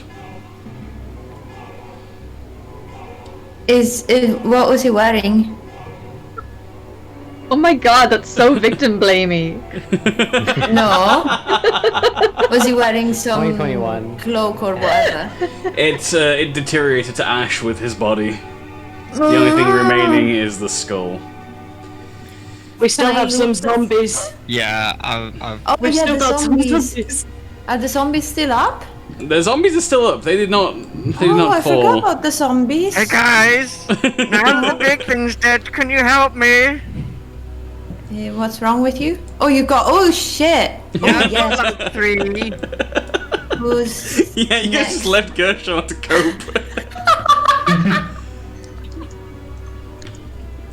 I looked up and I saw a line of zombies. And you're like, oh. The first one to fall is the one closest to Sharid, which begins itself to crumble to its knees and then turn to ash. Shortly after, the other zombies manage to surround Gershaw on all sides, and as they swipe for him, dealing another 5 damage in total, they also crumble to ash around him. You dead again? I'm on 1 Unconscious. HP. What the fuck? I'm closest to Fanny Boss, so can I stabilize him? Yes, yes, you're out of combat now, so there's no... Yeah. Once you're we're out of combat... Yeah. Combat is over, so once Yeah. you're out of combat, you no longer have to worry about rolling death saves and stuff. It's assumed that you guys will begin stabilizing people. I'm doing Gersha. Can I there's something on the floor there, isn't there? It's like a bit of loot. Can you guys see it? Yes. No, Yeah. no, there's Yeah. the I think. there's a body. We would like to loot that. Yeah, I'd like. Yeah, I think we should go take a look at that. Yeah, You let's guys see loot that? There's Yeah. there's, There's there's our nothing loot there. brigade. There And is. There's wait, I'm not sure what you're talking there's about. it's right there. There's loot right I there. mean, like Right 7 of there. us see it, but And on that I note, didn't we are see going it. to. I think your roll 20 might be broken. I didn't See, see look, there it the, is. See, there, Oh, do you there it see is. it? Do you It's see it? right Right there. there. the loot. Sneakers. I see There's it. some loot. There's no loot. And on that note, we are going to take a Oh. break. No. Yeah. We can see it. Stay up. We saw There is it some now. loot. There is some loot. Give us the loot. There is some loot. There's some loot. I'm not You seeing may any have just loot. been handed it. Like, Ricky, I can't believe this. There's Ricky. loot. I'm doing big camera, okay? Ricky, how can you not see that? I mean, is it is it this loot? Is this what I'm looking for? yeah, that's the loot. Yeah, that's the one. Yeah, okay, That's okay. Maris. There we go. There's also this loot too. Which one do I open first? The card. Okay. Let me go and open this. Oh, it's got a logo on it for Keith Carnix. That's awesome.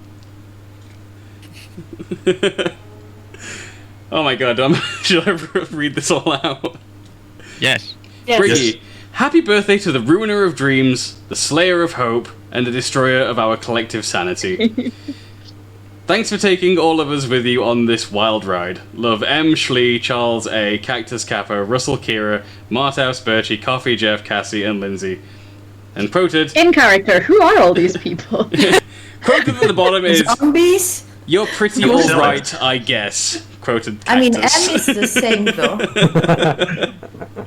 I'll take it. I enjoy being pretty alright. And I suppose I'm opening this this other loot now. If you want to.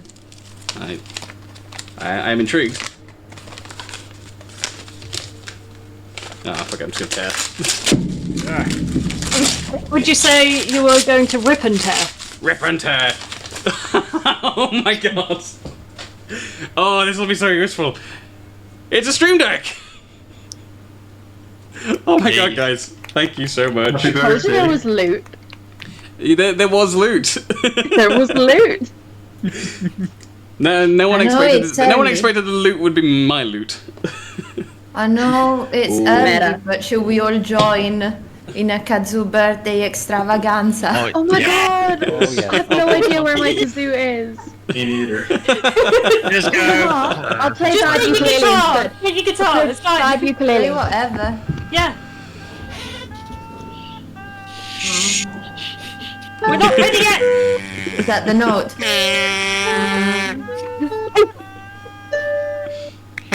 Are you ready? Are you ready? No, Green G. we need proper. That's what you can do. Okay. Nothing. I'll just sing. It's fine. Yeah, just go. Oh, like the normal thing. Perfect. Alright. In Discord, let's do it. Delay.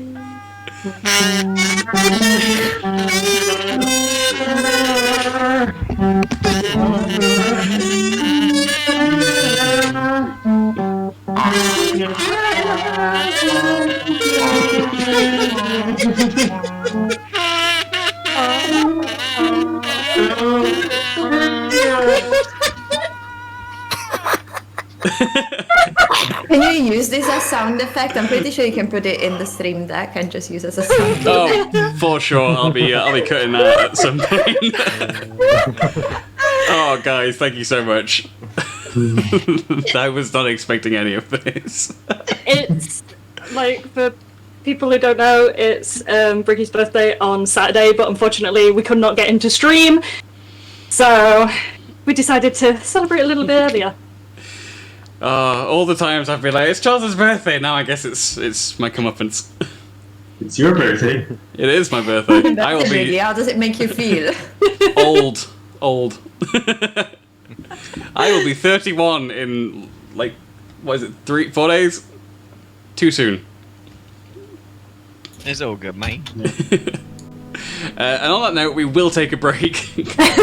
Yeah. Because I Not need the too time, much because I forgot to excitement. plan the loot for these guys. which I guess has to be You didn't slightly feel like better and making cooler here. now. And we were getting stream decks.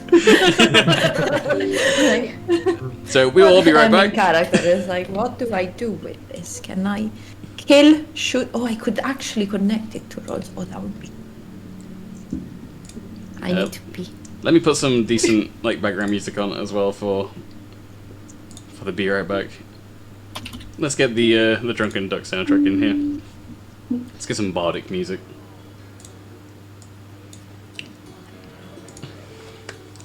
Okay, I'm gonna be right back. And thank you everybody in chat. Seriously, It's so nice for everyone.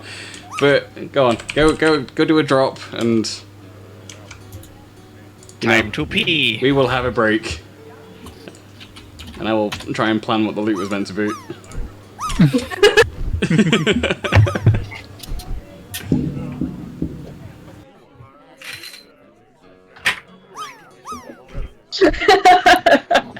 All the bad emotes.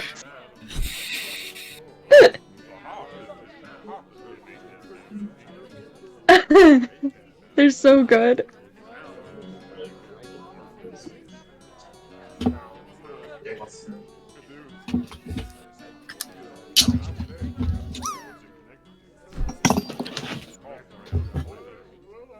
Okay. I shall be right back.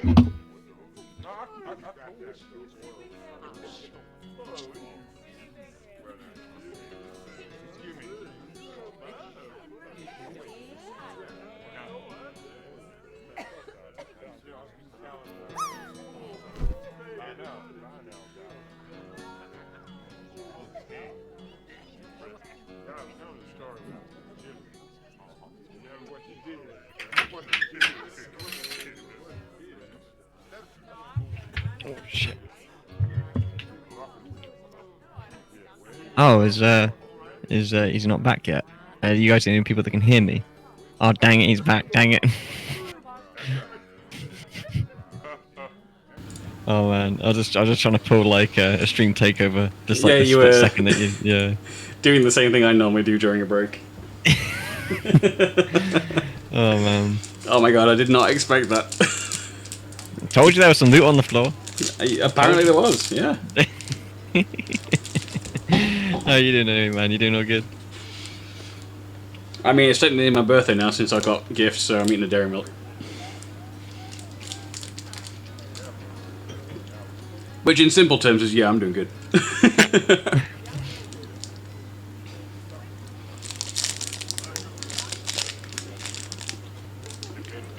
Is the stream going to be shorter? No. There should be no reason for it to stall. I mean, we did first half and finished off the combat.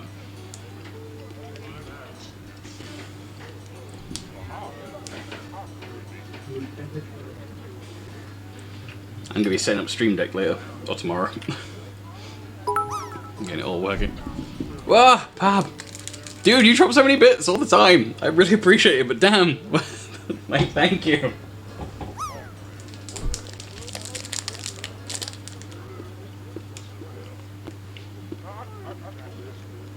No, there's going to be a stream next week as well. I don't know where this is coming from. We're having a regular stream today, and it's going to be a regular stream next week.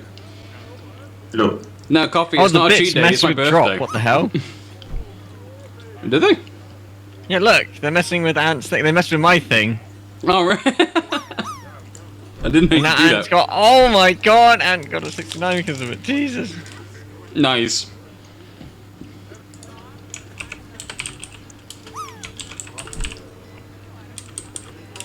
Excuse me. Jesus.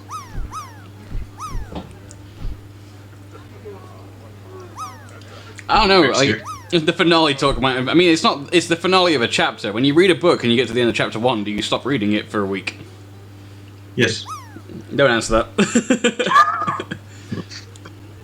I'm kidding. Hey, we're still Hey, gonna I continue. read like 3 lines and then I stop. You guys read? The berry is supreme, apparently, with the 82. Oh, cactus, oh my god. That trajectory. The strawberry just went straight down. There was no sideways velocity, it just straight down. Yeah, please, Kappa bot, just land at the perfect angle, just for that Kappa Don't to do be it. Get out of perfectly here. placed. No! Please! Oh! Oh, you are so lucky. No, bro!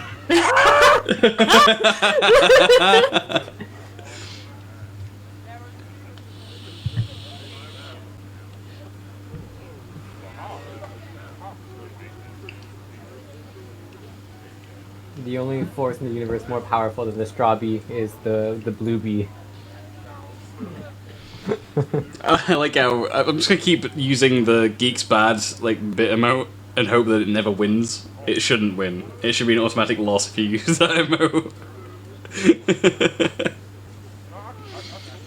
Also, I didn't Mini pay victory. a tenner to lose drop. No, you pay a tenner so that you can get the NFT by being the first one to be like, do this, Briggy, make it. I am looking into that. I was going to NFT all my bad paint art just for the lulz.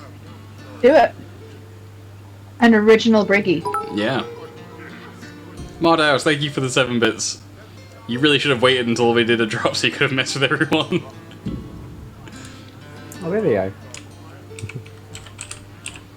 We're still waiting on Emma Russell, so we'll do another drop. What And also, what are I- the follow bits? How does that work? What is that? How's what work, sorry? The things that fell down. Yeah, that's those are like, the bits. They the bits. mess with Yeah. drop. Oh! I didn't know that. I did oh, not yeah. know that. Sorry, Joe. I meant to send you the what did you do earlier. I'll send it to you after stream, man. Oh, see.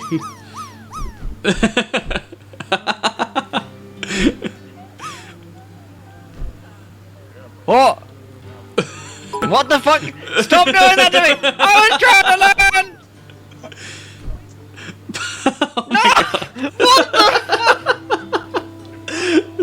Cassie, what are you doing? Don't put too much Oh, fucking bless. money on your hands. Cassie, why? Thank you, but why? Hold up, was Kira not subscribed to me? Kira? Kira? Mate, I'm not subscribed to you. Are you not? Oh, fair. Sorry, I Kira. was. And then I decided the content wasn't good enough. You've got a real arse on stream. Which is me. Yeah. The stream got too smooth. No, for fuck's sake.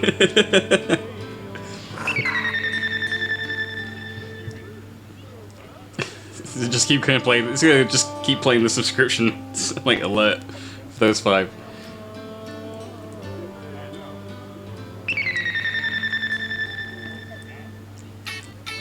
Damn, Cassie.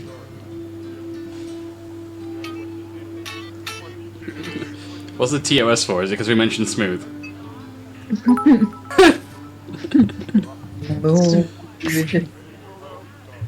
Tons of smoothie. No. No. This is why you went back to 1 HP, sir. Hey, that was a big fuck you. I know that's what you did. So you're trying to kill me again. You just could not help it. If I was trying to kill you, you'd be dead. You know what you're trying to do. Where's my promise? I'm not smooth. Oh no, no. You're the smooth stone. What the fuck is going on? What have I created? What have I done? Smoothness. Who'd have thought someone would learn to out-trauma you guys other than me? Cactus is gonna make a fantastic DM. I'm not sure what you're talking about. I mean, my voice doesn't go like that. That was clearly Smooth's mom. Okay. That smooth, Say smooth mom. smooth ages Smooth mom. mom, yes. I'm smooth mom. What are you doing out of your smooth room? I lost my smooth stone. Who took the smooth stone? Actually, I want crack. Don't fucking know. Go back home. I don't know how to cope What? with Was this. it the scrap? It must be the smoothest thief. My smooth stone. What the fuck did I miss? Sheer enough, Russell. insanity. Not enough.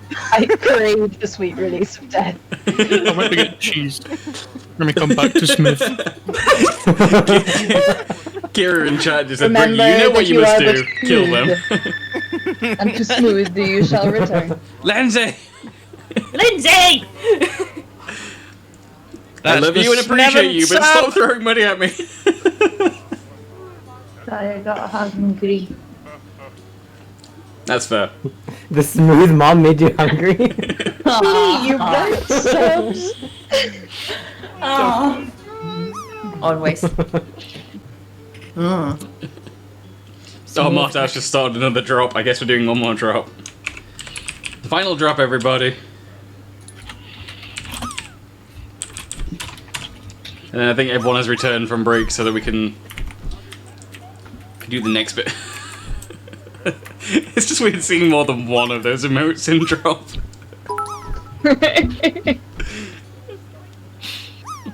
No you, Briggy.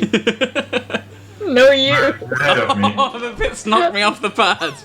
We're in a like no you battle. Yeah, that's what happened to me. Fall from the sky.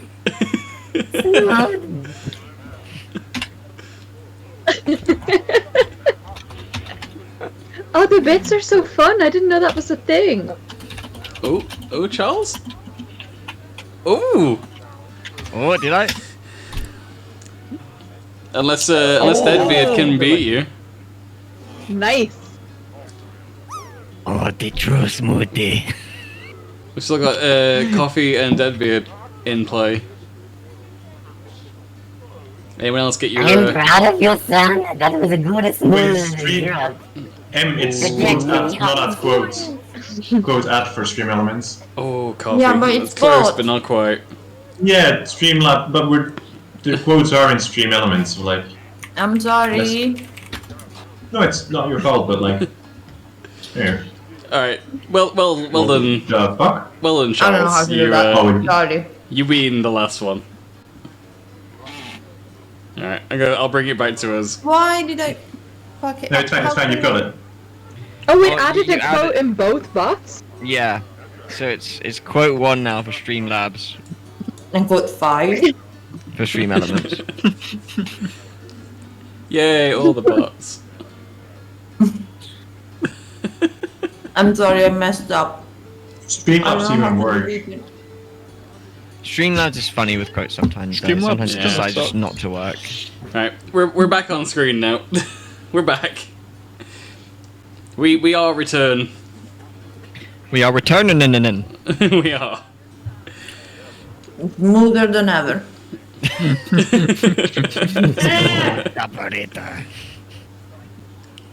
Such a powerful quote. It must be on all chatbots Twitch wide. It should. Alright, we have the second half of the session. Can I walk over to Bone Hubby and cast Gentle Repose on him? What does Gentle Repose do? It just preserves the corpse so it can't be revived again. He's been evaporated and burnt.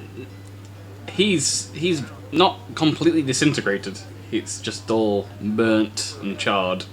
But his remains Again. are still there. Again. He's Anakin Skywalker, right? Twice over at this point. But his remains are intact. Just as a gesture of courtesy, I'm just gonna preserve his body. Okay. If I jump back over to Roll20 for a minute, there is a final room, which you can see the doorway at the very end of the cavern. Let me Straight reveal in it. Reveal it to you now.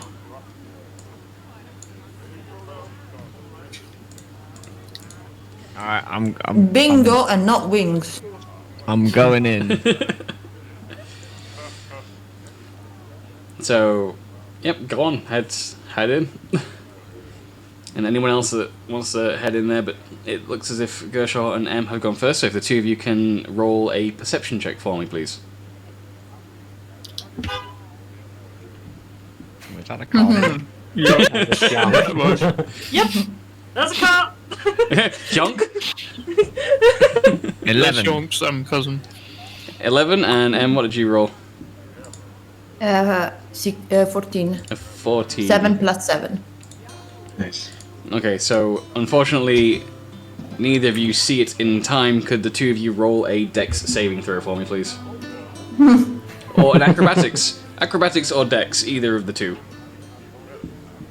Right, saving throw. Either a dex saving throw or an acrobatics saving throw, whichever one is higher for you, I suppose.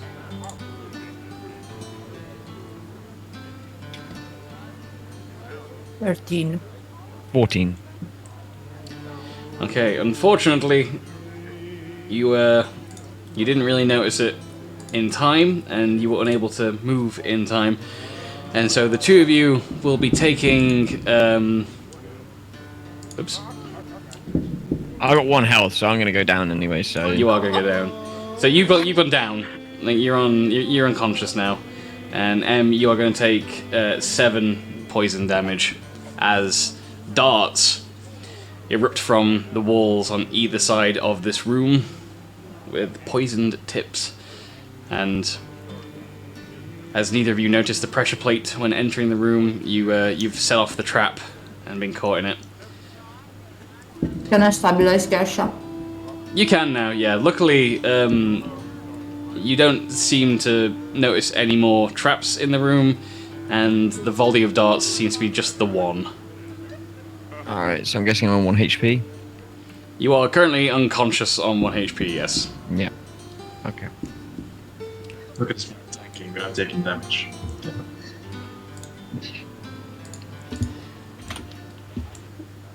Oh, D&D Beyond just went down for a little bit. Fun. Well, hopefully you won't need it for much more of the session today, as you'll be able to get yourself a rest in sometime soon, I should think. But if anyone else wants to explore this final room, Sure, I will join them. Yes.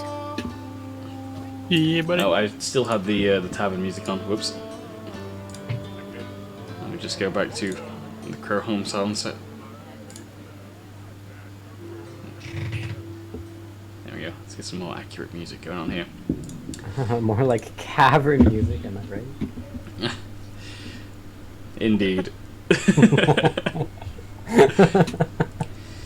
So, who hasn't gone to explore the room? Is it just Solgra and Oscar?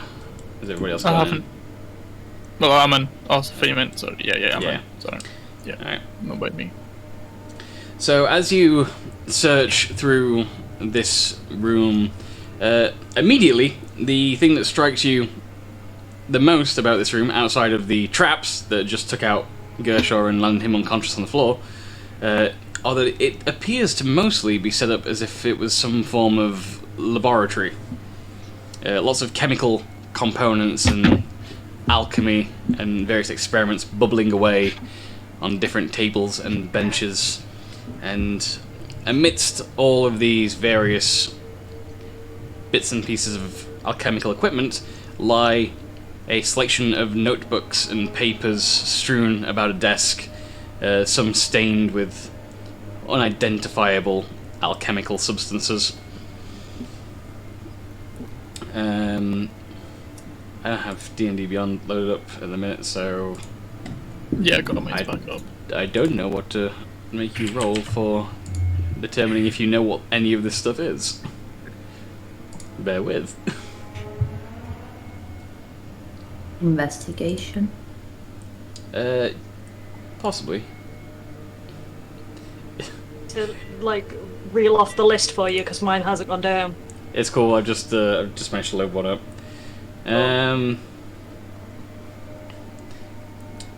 So it would be something related to intelligence. So I guess it would actually it would be wisdom. It'd be medicine. Can I get medicine checks? Because medicine covers all kinds of chemical and alchemy related bits and pieces. So those of you that are trying to determine what it is that you're currently looking at, or have any idea about this this lab, roll for me a medicine check. Oof. Right. Snevin. 4. Are you everyone or 9. I'm doing that for a Down. second? Am I rolling as well? Yes, you're in the room. Right, sorry, I'm so distracted. Yeah, no worries. Medicine. +0, my favorite. 3! Okay, so none of you are any the wiser as to what any of these components are. You look at the various bottles that are unlabeled with various bubbling liquids of all different colours and consistencies, and not a single one of you knows what any of them are. It's a mystery to you. Sharid, however, while perusing through the papers on the desk and notes, you start to get an idea of what the end game of all this might have been. It looks as if Don Morris was keeping not so much a journal, but more of a log of his experiments. And after you've scanned 4 or 5 entries, you begin to get a clearer picture of what he was attempting here. And it looks as if these experiments are being done with Idal in mind. You get the distinct impression that Idal would have been Don Maris's warlock patron. And as far as you can tell from the limited information, it looks as if Don Maris was attempting to recreate something like the Riss. Is he trying to make a body for himself to get back? You are unsure. But you could have that theory if you want, but nothing in these notes really gives you much more than just knowing that Don Maris was attempting to recreate Riss that were not natural Riss. Almost as if he wanted to artificially engineer a being that was similar. Okay. I let the party know that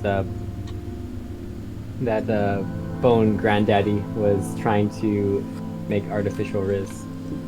It's kind of weird because he already has control of the regular Riss, right? You could think that. You're not entirely sure why these experiments were being carried out. There's a lot more research hidden away in many, many notebooks, and this is just from sort of perusing the last 5 or 6 entries within the log. The most recent entry tells you that there has been some mild success, or at least a step in the right direction with these experiments, in that something was created, but you don't know what. Could it be that he created what he looked like somehow? Like the thing he turned into? As Sharid reads it, it doesn't read as if it was talking about Don Maris explicitly as an entity. It refers to an entity known as Subject Number 7.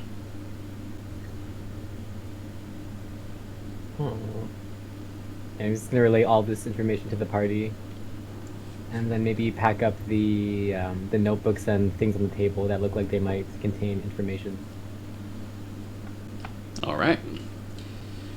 And for those of you that want loot, yes, the chests that you begin to rummage through, you will find split across both chests. So that's going to be Caporius with looking in one chest and Em looking in another chest.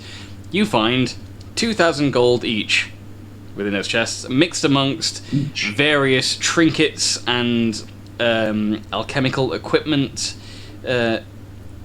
All of it shiny, and you imagine, Em, as you are able to value these things usually at a glance, that if you were to take the gold from both chests and the trinkets and other assorted items from both chests, it would total up in the realm of around 8,000 gold pieces if you were able to sell the trinkets and extra stuff.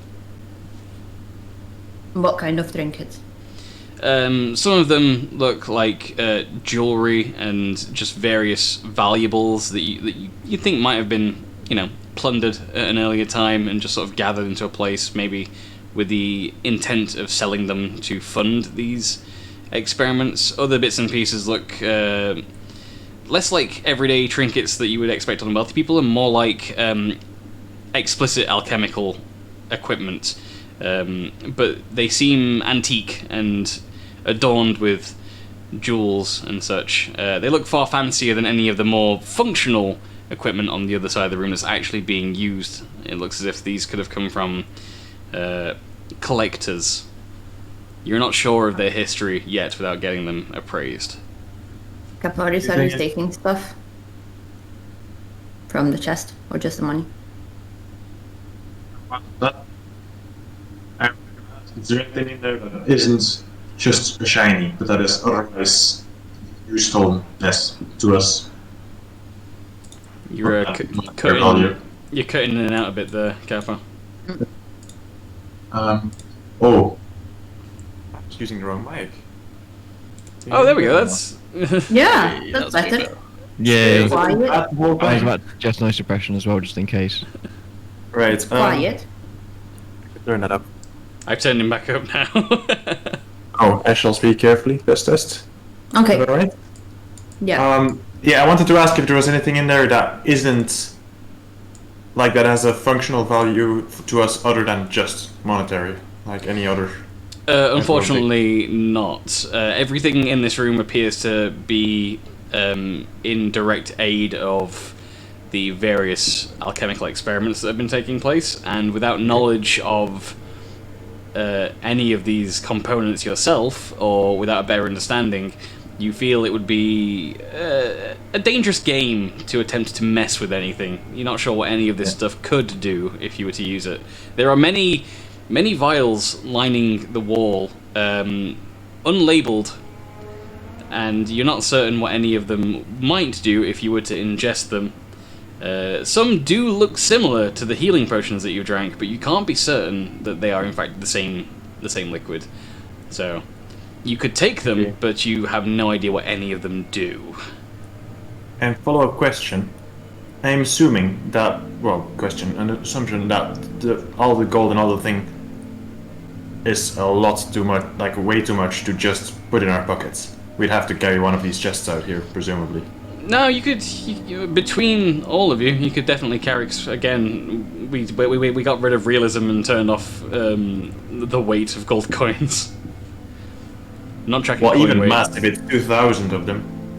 4,000 total. Like, point stance. Like, yeah, if it's fine, it's fine. I just wanna, I'm just thinking. Yeah, I'd be happy if you were to split it to be able to carry all of it out with you without having to take a chest. Remember, you gotta carry me as well. Nah. We can revive you. We can put you in a chest.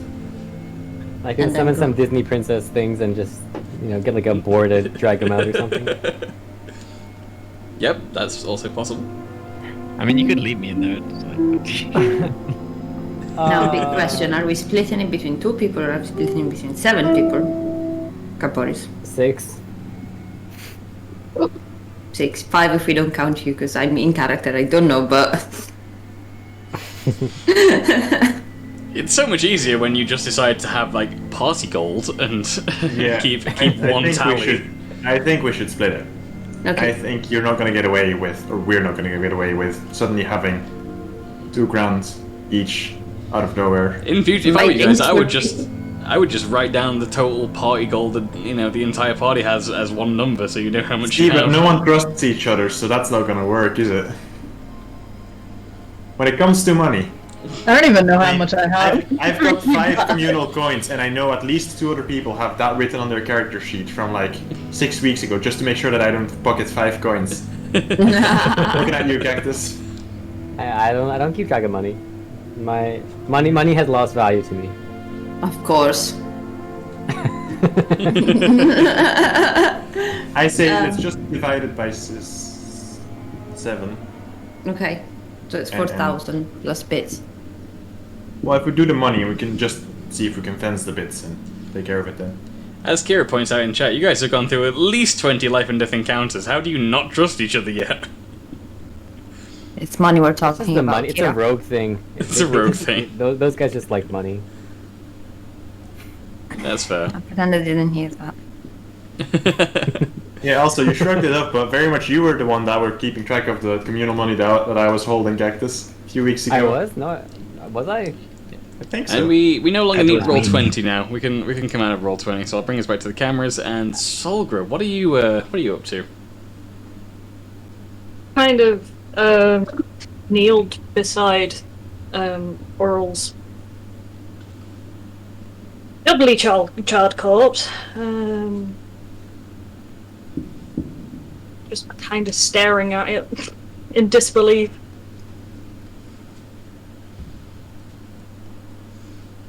All right. And well, Oscar, you were outside, weren't you? Yes. I don't know what I want to do. Sorry. Just sort of stood awkwardly by Solgra's side as she stares down at this corpse. So, Hi. Did you know him well? I'm so sorry for your loss. I just kind of glare at you. Like, are you fucking kidding me right now? So back in the room, the rest of you have managed to gather up all that you can. So the 4,000 total gold, the other 4,000 gold's worth of various trinkets and antiques, and Sharid has collected up the research and notebooks. There are 7 vials on the wall, unlabeled. 2 of the vials contain a red liquid similar to that you have seen in the healing potions, though you can't be certain that that's what they are. And I'm going to write this down again separately from somewhere else, just so I always remember this. So there's 2 red. Come on, pen. 2 red. Question mark, you don't know what they are. There are 2 vials that contain a blue liquid, and we're talking luminous, very bright, actually shining from within the vial. You have not seen anything like this before. And finally, there are 3 vials of a black tar-like substance that you cannot identify. And have I pocketed those? They are currently on the wall. If you wish to pocket them, you can. But none of them are labeled, and you have no idea what any of them do. Is there any indication on the notes about what these might do? Not from a glance. You'd have to spend some time looking through to see if there's anything that gives you any indication of what the vials might be. Alright, I'm gonna drag the rack of 7 vials outside of the cave. Oh, you want to leave outside them of the room. You want to leave them in the rack.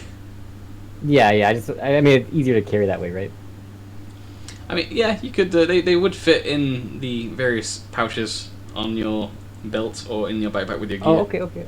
Then I would like to take all 7 of them, or all whatever of them. Yeah, they're like test tube vials, so there's not. Oh, okay, yeah, they just look like really big on Roll20. No. No, that was just because I threw them together quickly in Dungeon Fog without worrying about scale.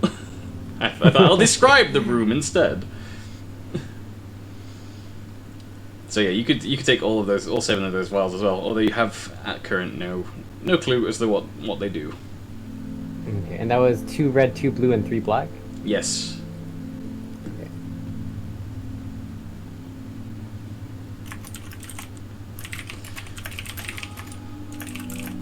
And that empty vial on the floor, can I notice anything about the color of the liquid in it? That's just for the sort of style on the map, but there's more than one vial on the ground that's been dropped that seems to be used previously, and 3 of the 4 of them that are on the ground look as if they were originally coated on the inside with this black tar-like substance that's in the other 3 vials. One of them, you can't tell what was in it. It may have fallen off a desk, it may have been used with a liquid that didn't leave any residue that you can tell, but that one looks cleaner than the rest and doesn't give you much of a hint. Okay.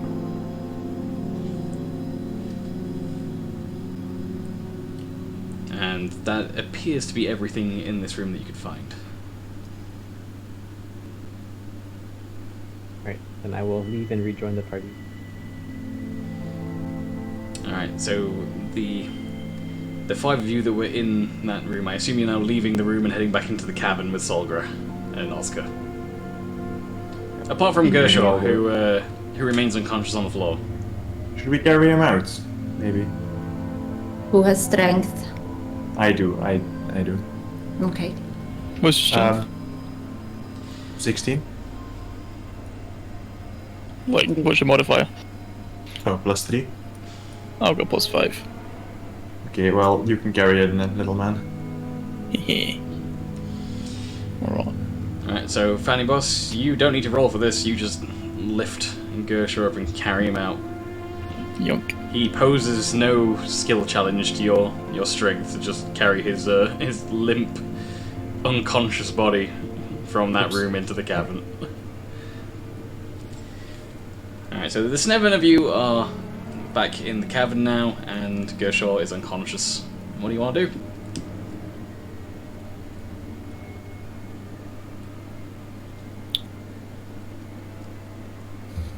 Well, since Gershaw's, but you know, almost dead looking, maybe we might want to. You can take a healing potion. I'll give him one. I say, I got this. And, No. I go baby bird like 10 good berries into Gershaw. I thought you were gonna give him one of the potions that you just found. No. That's for after he heals.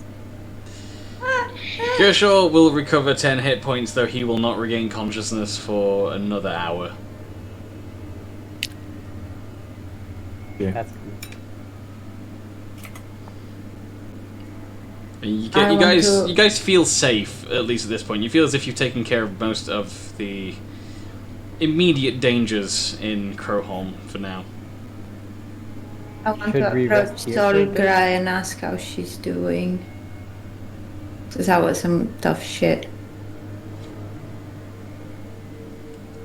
You get no response. Like poke on the arm, the good one, not the other one. Like,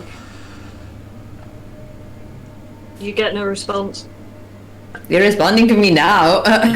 Imagine you turn around, you're like, you get no response. Solgra continues to stare at the charred corpse before her. Is there any... Wish you'd have poked me again so I could just. No. I'm tiny and big dex, so I might be able to. Do we have any empty vials or things? I have like 4 that I used to have my mage wine in. Can we put some bits of bone daddy in the vial? So that like an urn thing, maybe. So that's all I think. His body is still basically intact, it's just burnt to a crisp. Yeah, it's been preserved enough by Sharid to keep it in from falling apart. We have plants with the body. What are you thinking? No. You definitely get no response. I mean, is there a way that we can carry this bit out instead of like and not making it crumble into pieces? Any of you that see the corpse would see that it's Oral could be carried out of the caverns safely. Okay. Solgar, should we try and get him outside? Yes. Maybe we can bury him. Silently, well, I completely ignore you and I pick him up myself and start walking out the door. Okay then.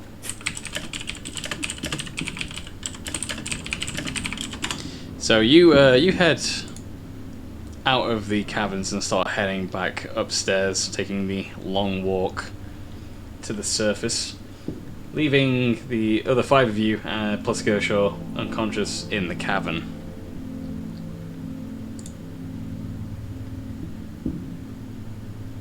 Can I have a quick peek at those tombs, coffins, whatever they are? You examine the various tombs that have been exhumed, and you find them empty of bodies. And you also find them lacking any kind of valuable or trinket.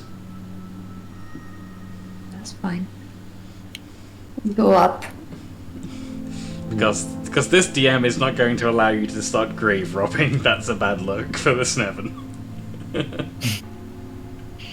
I didn't think it was Make our way such a bad upstairs. thing now that you point it out. Yeah, I shall go up.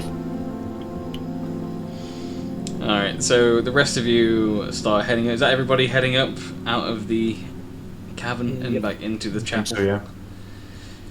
Okay, so you head back up and into the chapel. Solgra's already beating you upstairs, and you can just about see that the night won't last much longer. You think there's maybe only 3 hours or so until sunrise.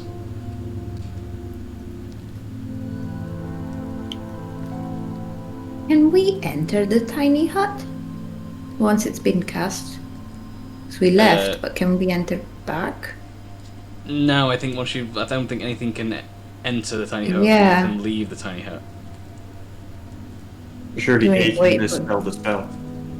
You will get a Can I sense do that that? you are. you can disable the spell and cast it again if you have the spell slot for it.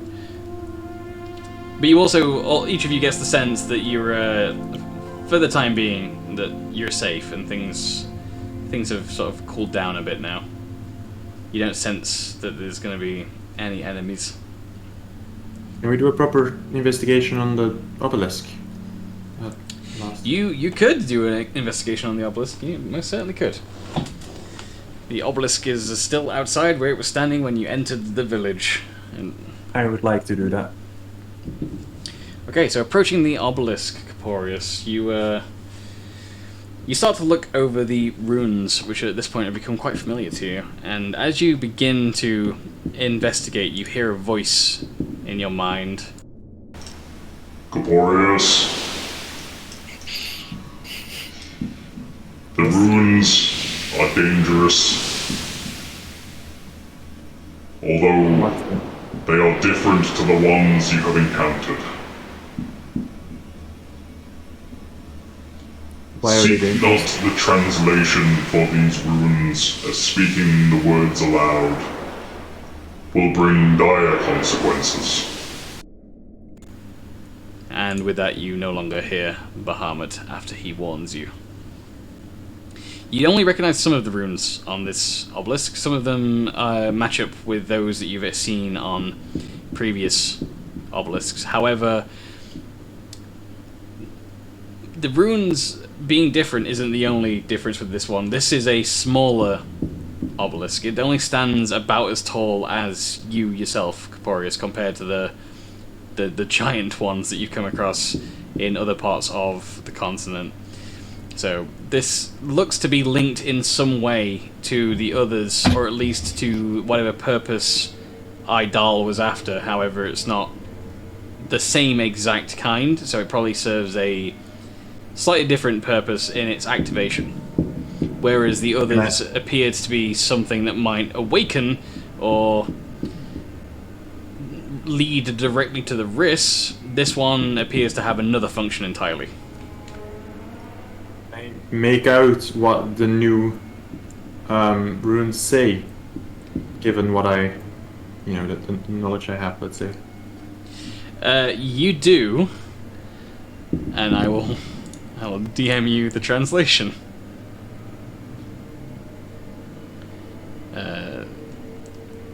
Where are the DMs for Capra? Yeah.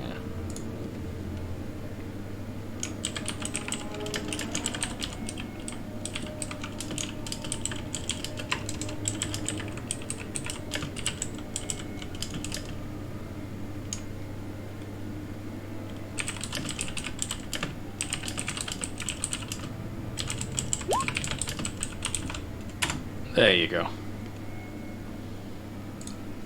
That is what you can gather from the translation as you read it.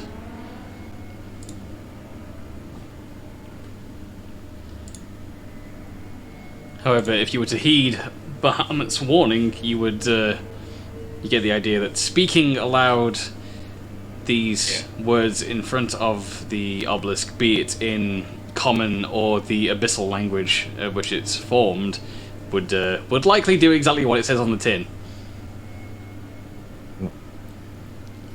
Anything else out of the ordinary that I can see on this obelisk? Perhaps of its make, of its shape, anything? It just looks like a miniaturized version of the one you've seen before, although it doesn't look as if, from its base, as you investigate it, it doesn't look as if this one can rise up out of the ground in the same way that the others have in previous encounters. It seems very much solid and lodged into the earth below. And no crater, actually. No crater, no. Only a small crater that's formed around it from... It looks as if it's clearly been dropped in like the other ones that have formed a crater, although this is just done enough to like push and move the earth below it so that it can be situated securely in the ground. Yeah.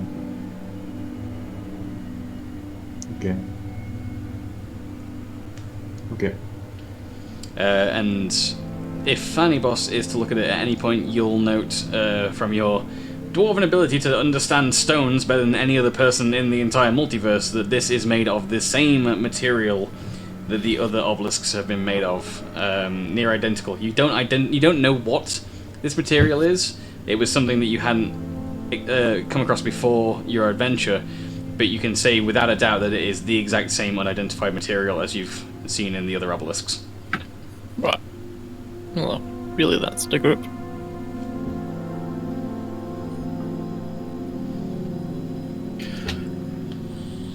I think that's all I want to really look at. Do you think we should cover up the obelisk? I can make some plant camouflage or something. Do you think other people will come and look for it, or To the best of your knowledge, or is it just anyone that lived in Crowholm at any time is currently deceased. Yeah, no, I was thinking more people from the cult, but I don't know, it doesn't look like Dormaris was in the cult. More like he was like a... Yeah, Alone. you get the distinct impression that he was working for or with Idal, but not as part of Idal's cult. Can I somehow make out how old this thing is? How long it may have been here? When it may have been placed? If at all? You wouldn't be able to do it accurately, although I believe Fanny Boss would have probably got the knowledge to know that it's been there for some... how accurate would Fanny Boss know this? Anywhere between 6 months to 2 months, it's been there. You wouldn't be able to know any more accurately than that. Just based on your knowledge of stonework and moving earth. Those dwarven things.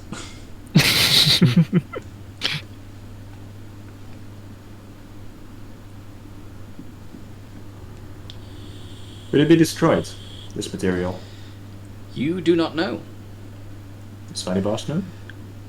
Fanny Boss does not know either, as it is an unidentified material. Neither of you hold the answer to that question. You've never tried to destroy one, and you've never seen one destroyed. That doesn't mean it couldn't be, you just don't know. It's a complete mystery to you. Mm. I'm tempted Want to to Eldritch try? Blast it. Yeah, I was going to say we could try to hit it, see if anything falls off of it. At least. Yeah, probably you with magic would be... I'm happy to try and pew pew, but I doubt it's gonna do anything. Yeah, I think I want to do an Eldritch Blast on it.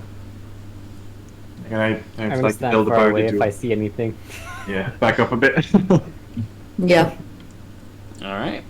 So, you are in a moment going to do an Eldritch Blast. Sorry, I've just got to send another message to another player.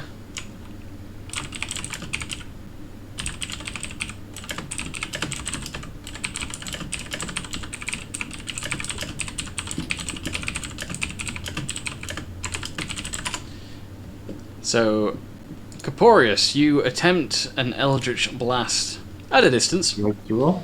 On the... No need to roll on this one. It's not moving. It's a inanimate object. You should be able to hit this thing. It has no armor class that you're aware of. You fire your Eldritch Blast at the obelisk, and it absorbs the impact of the magic, and the obelisk begins to resonate loudly with a magical ringing, which grows louder and then eventually dissipates and dies off. You can see no physical damage or any hint that it had been attacked. Guys. Should we use Cash's blood and finger paint like the good old times, which was like 3 weeks ago. Less. It's worth a try. I think we should leave this one alone. What? You think? I do think. Maybe if we were more rested and fully Okay. prepared. Okay. Fine. Even then, I would. I do, however, have something even more interesting planned. Where is Go? Well, you can what? You gonna do something now? No. I was Okay, just, where I is- plan to entice them. Where is Gershaw right now? Being carried by Fanny Boss, I think. Last Fanny week. Boss, where did you leave Gershaw? You carried. We established that you carried him back out of the caverns. Losing into your the chapel. keys. I think you left. Have you left him in the chapel?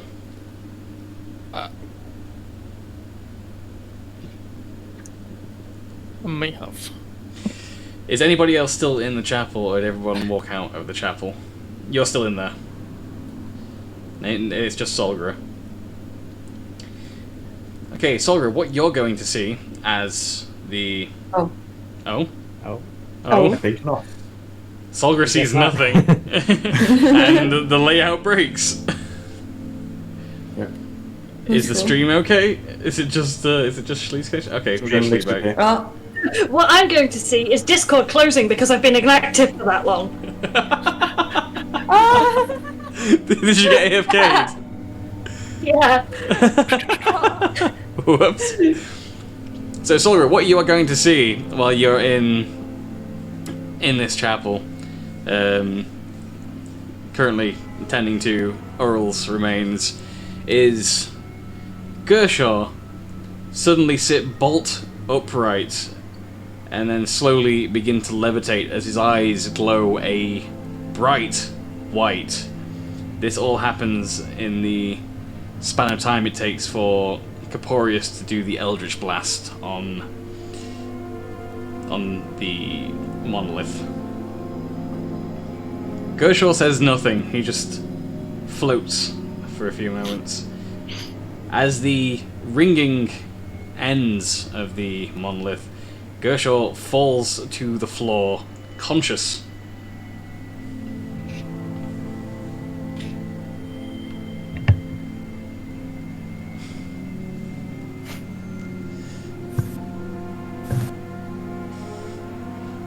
The fuck is wrong with you? Was I off the floor again? Yeah. And your eyes alright? I didn't. This happened before! Are you a fucking warlock? No. As far as I'm aware. Do I look smart enough to cast spells to you? Right. I'm gonna go try a thing. Cause dreams need to come true. They can no longer be dreams. I leave and run up to the obelisk. So the rest of you see Gershaw explosively run out of the chapel doors and beeline it towards the monolith, and you're all I would sort of like to stood stop around him. expecting it. can I shoot at him? I'm gonna prep Step of the Winds to dodge all of that shit and then land a Superman punch on the obelisk. I would like to punch him on the way there. Let's roll for it. Roll your dodges, I suppose, is how this is going to be done. Dex check for everything that gets thrown at Gershaw, who's trying to stop Gershaw. Can I shoot with a crossbow? Actually, both. Do I need to roll? What's Yeah. his HP? I mean, did you hear what I was trying to It's do? fine. Destroy the obelisk. No, we'll do this. So first it was M's long range. So M, roll your 2 attacks simultaneously on Gershaw. Wait, is everyone okay with this? By the way, No, I'm telling you now. This is happening. Roll 2 Well, d20s. what's going on? I'm going to do a Is there anything I can do to backflip over all of it. to like go Automatic against the effect. people rolling against the people rolling No, just against M. Roll that d20, please. Oh no. Do it. Oh no. To a giant. I'm gonna try with 1 first. Yeah, just roll the d20. It's a 12. Okay, That's roll amazing. your next d20. What if I wanted to do only with one? No, you said both, so we're doing both. Roll consequences. 24. Okay, and Caporius, roll your punch.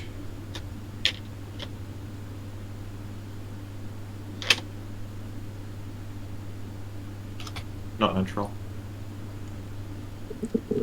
What did you get? 20. 20. Not natural. Okay, and was anybody else attempting to stop Gershaw? No, I just wanted to backflip over all of it. Okay, yep, you backflip. There's no roll That's for a that. dramatic effect. There Yep. you go. Thanks. Cactus, what were you? Were you going to try? I And wanted stop? to try and stop the people from stopping Gershaw. All right, you make an attempt, but you know you don't get very far in the speed at which things happen. You can't actually stop any of this happening. And Oscar, were you in the chapel or out of the chapel? I was out of the chapel. Are you going to attempt to stop Gershaw? Yes. All right, roll to attack. Oh god. I hate this. Roll whatever okay. attack roll you're gonna roll. Yeah.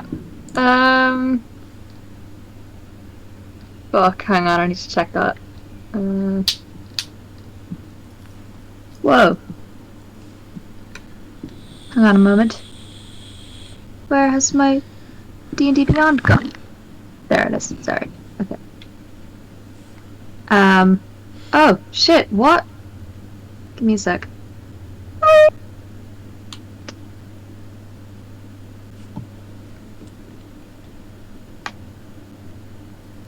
Yeah, okay. I'm just gonna try and do a punch. Okay, roll your punch. No, not a d20. Oh no, it is, yeah, it is a d20. Yeah. Sorry. Yeah. What did you get? I Didn't put the R. rolled the wrong way. Yes. 10. Sorry. And what is your AC there, Gershaw? 14. 14. Okay. So what happens is, also can I have you roll the damage for the crossbow bolt, and Caporius, can I have you roll the damage for the punch? Can I also roll a dodge? Seeing as No, just Okay. let this follow to its natural conclusion. Wait, no. Holy. Wait. I did not mean to type 206. You don't want that. Jeez. I typed 20 on automatic pilot and then went to actually do the thing. 5. 5, and M, roll your damage.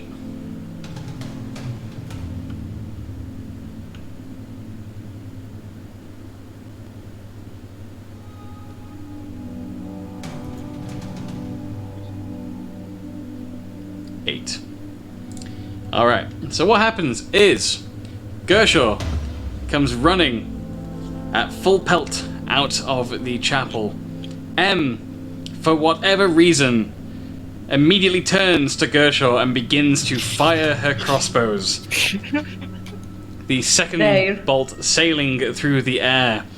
Caporius, without taking any time to understand the situation, turns and twists to deliver a sucker punch to Gershaw as he runs, also thinking that he connects. And as he runs, the second bolt that was fired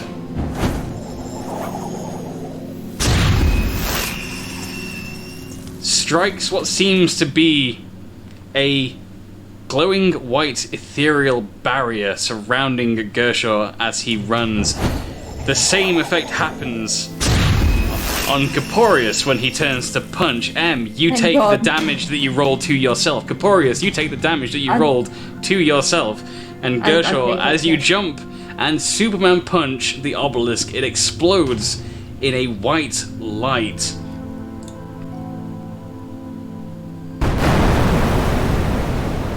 Shards of the monolith splinter and shatter and explode in all directions, embedding themselves in the earth, in the buildings around you. Luckily missing each and every one of the Sneven and doing no further damage to you. And now as the smoke clears, the monolith has crumbled to a singular crystal shard that made up its core. It gleams in a white, radiant light and hovers just off of the ground where the monolith was embedded in the earth. Friend for Bucky? So that's a thing I can do now. Can I look at the shard and potentially take the shard? I'll look at it first before I take it. You look at the shard. It is... it's about as long as your arm, and it's made up of different gnarled pieces of crystal around the core. The entire thing is gleaming a bright, brilliant white light, and it looks as if it's surrounded by a magical aura that Corporeus would recognize as some form of radiant energy. And it floats idly in its place.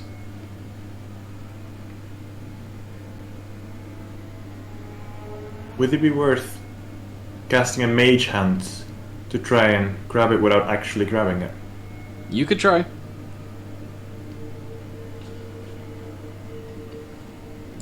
I cast a mage hand.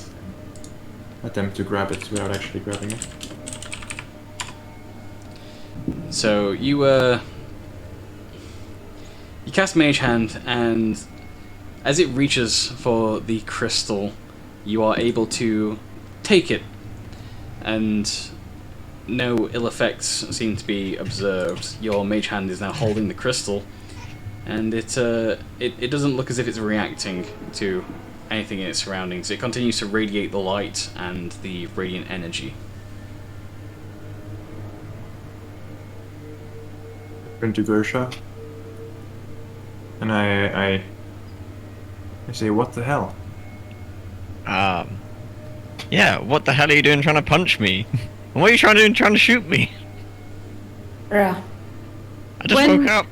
When Gersha ran out the door and I started hearing the kerfuffle, I'd like to go and stand at the door, and I've just witnessed what's happening. Yeah. And I literally just fly into a rage at all of you, saying, like, we have just fucking... We are, like, at the lowest of our health.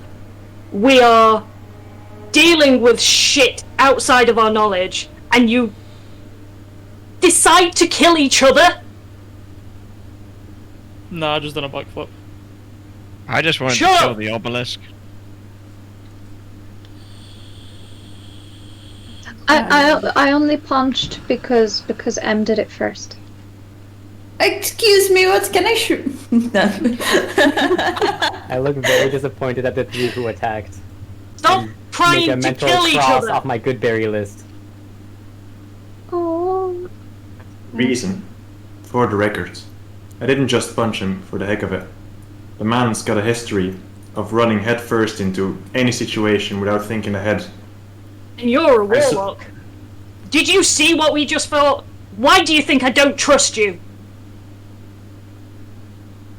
Well, that is neither here nor there. Your personal issues with me have nothing to do with this. Well, your personal issues with Gersha apparently do. I saw, No, I saw what the obelisk said. For all we know, the man would have got his hand open and started painting it. He was He just ran running at it. really fast. Not telling any of us anything. Dreams must become real. Still not really telling any of us anything. Except this. Did you have a dream? Well, you're Yes. not telling us what's on the obelisk. I can't. Bahamut talked to me. He said that if words were spoken, they will come through. Can you charade? Based on what we've seen so far, we would not want that to come through.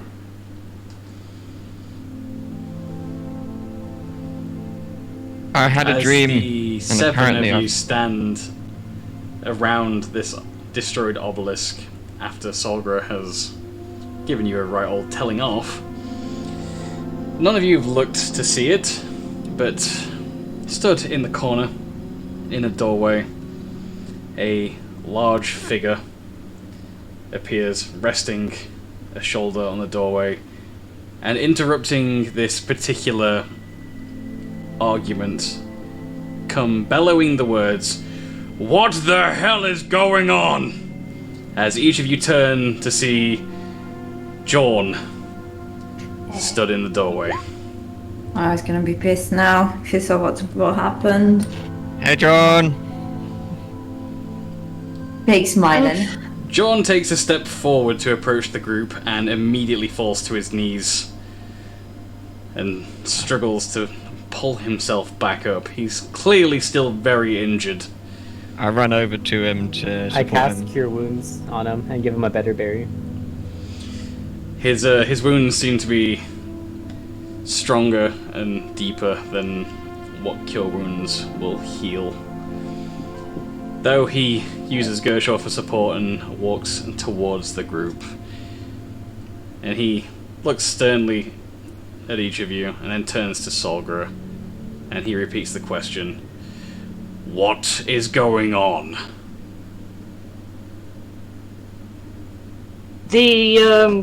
Some at the party decided it'd be a good idea to attack each other, so I know I don't exactly have a great track record with that, but I feel like, you know, that was a few weeks ago. And he nods at you and then he looks at Sharid and says, "And your take on this?" I tried to stop them, but my stopping power is limited to good berries. He takes a moment before addressing the party again. "What are you all even still doing here? Solgra, didn't I tell you it was dangerous and to leave?" I dropped the head at his feet. A look of surprise dances across Jorn's face as he seeks to take in the sight before him. And he looks up at you, wide-eyed. "You did it. But now he won't talk."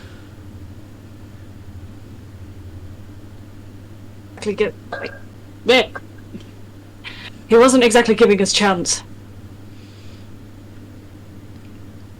You can see Jorn do his best to hold back tears as he releases his support on Gershor and slumps to the ground. And after a moment, he says, "Very well. It is best we leave this place." I'm gonna interrupt. Can I animate dead his head? You could try. Okay, I try. What does Animate Dead do? Specifically in the spell book. Creates an undead servant. Choose a pile of bones or corpse of a medium or small humanoid. Imbues them with a foul mimicry, raising it as undead. Becomes a skeleton if you choose bones, or a zombie if you choose a corpse. Blah, blah, blah, blah. I'll send you the whole thing. No, we'll roll with we'll roll with this. We'll roll with this. That's fine. You can go ahead and cast that. Okay. It serves the plot. I'll allow it. I start smoking and turning in like, hold up guys, I got this. And I I cast Animate Dead on Dormaris' head. The clouds above begin to swirl in a vortex, and a night that was mostly clear once you'd left the underground begins to become stormy as lightning strikes the ground nearby. The necromantic energies of Sharid begin to pour out and exude around him and eventually envelop the skull of Dormaris. And after a few moments, those empty eye sockets begin to glow a deep red. And despite only being a skull and lacking many of the muscles and nerves required, it speaks to you.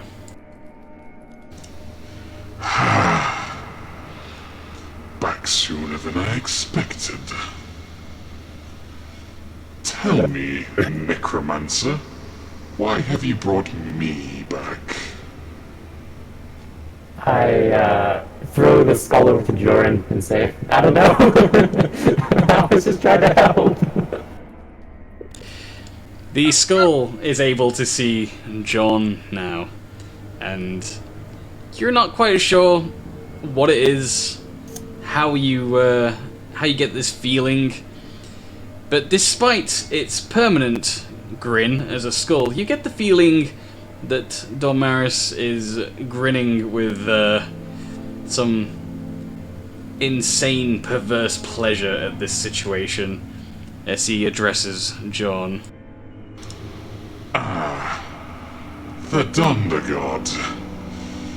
I thought I'd killed you. You are the reason I'm back, is it? And John just holds the skull and looks at it speechless, unable to comprehend what is happening.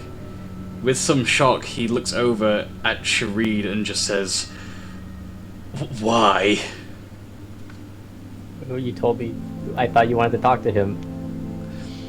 John never said that you should be bringing back this guy in any way, shape, or form. And seizing the opportunity, as what's done is done, John addresses Dormaris, and you can hear him much louder than John intends to be as he yells, "Where is she?" at the skull.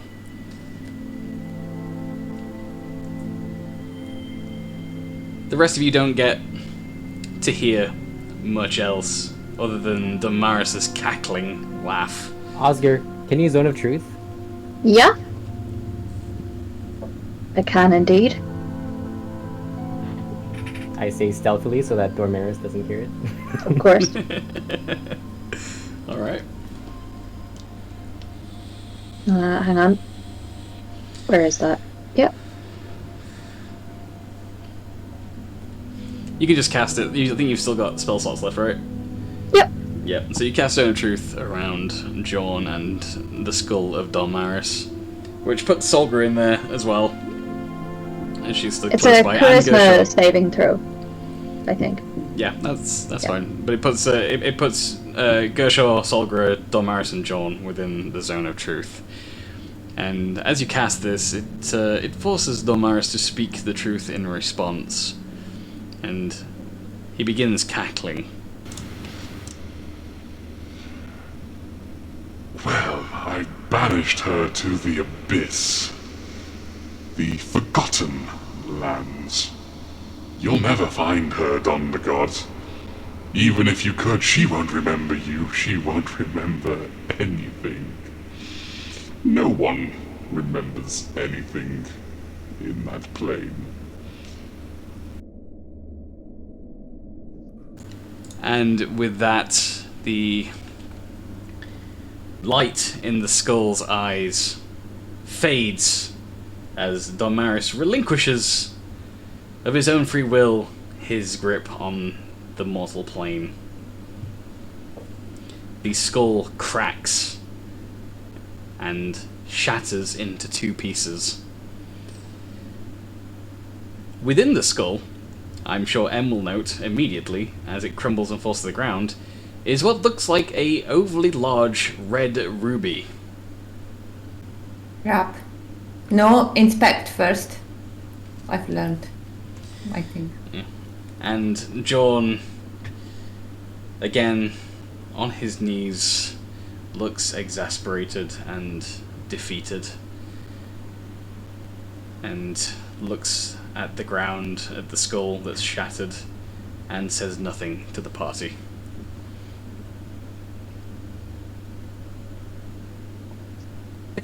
I'm gonna go stand beside him and comfort him in the way that Solgra does, which is basically just sit there and be silent. He recognizes this and appreciates it, though he doesn't acknowledge your presence. I comfort him in the way that Shareed knows best and give him one of my final good berries. I look at the point where he's looking on the floor, and I go, "It's a good bit of floor, that." That actually still gets hope. him to smile a little bit, though he tries to hide it. He's, I play him a nice bardic tune. He stands and hobbles his way over to the chapel, You can use me as a support. using. I follow Gershon as him, a still support. playing a nice bardic tune. He sits on one of the chairs as he looks around the chapel, and those of you that's followed him inside, he pulls himself together enough to give some of his own advice as he says, "The sun should be rising in a few hours. I think we could all use some rest."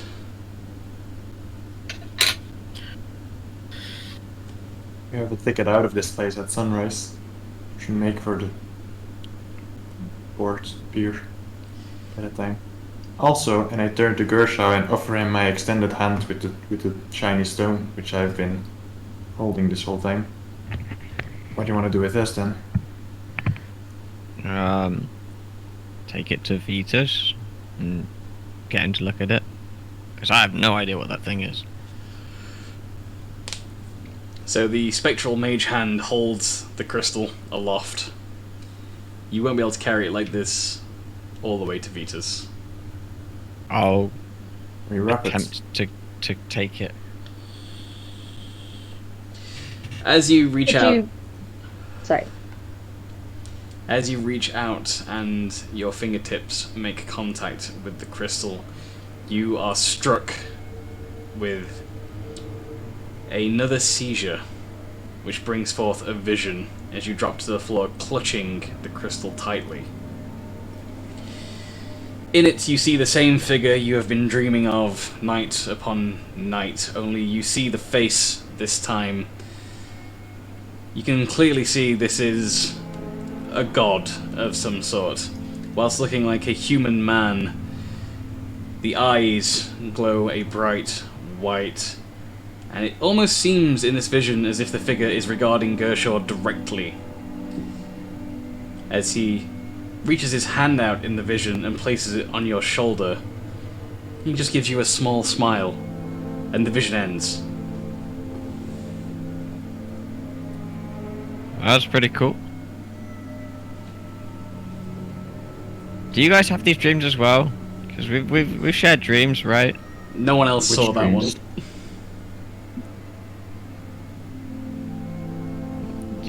We still share dreams, yeah? I saw a giant goodberry once. That's pretty cool. Oh, I dreamt about toast last night. Ah, okay. I just been dreaming about this big buff dude. Are you talking about the large man in green? Whatever you're into. Yeah, the large man in green. That's the one. Last time we rested, I had a dream about him as well. Ah. He seemed like a pretty cool dude. Doesn't say anything though. I want Solgra and Gershaw to roll. What would this one be? A investigation check for me. Oh, great. Oh, I suck investigation. Dang it. Yes. 8.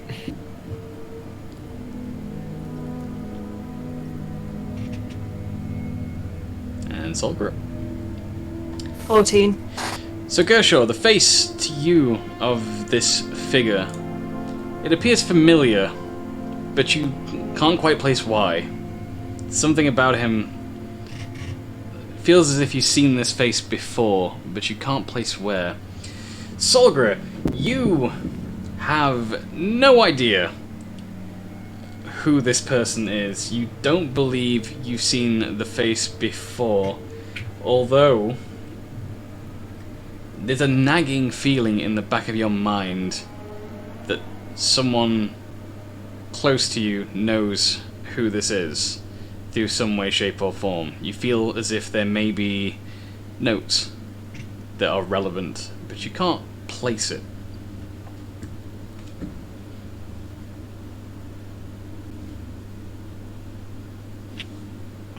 Wait a minute. Wait a minute. And I pull out the note from Vetus.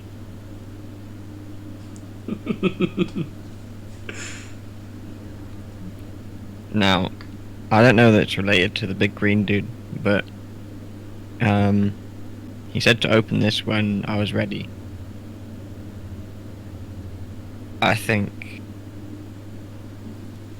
Should we wait? Actually, I don't know. Should I wait until we get back in the morning? Everybody? This is your letter, man. It's John that pipes up and says, I think we might want to leave any further life-altering decisions and revelations for the next morning. Okay. I just put it back like, okay, sorry about that one. Ignore me.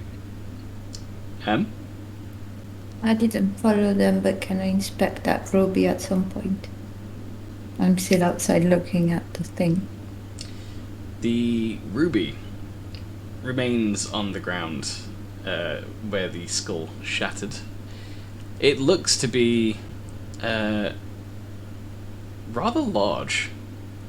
Possibly, I don't know, about 7-8 inches in diameter.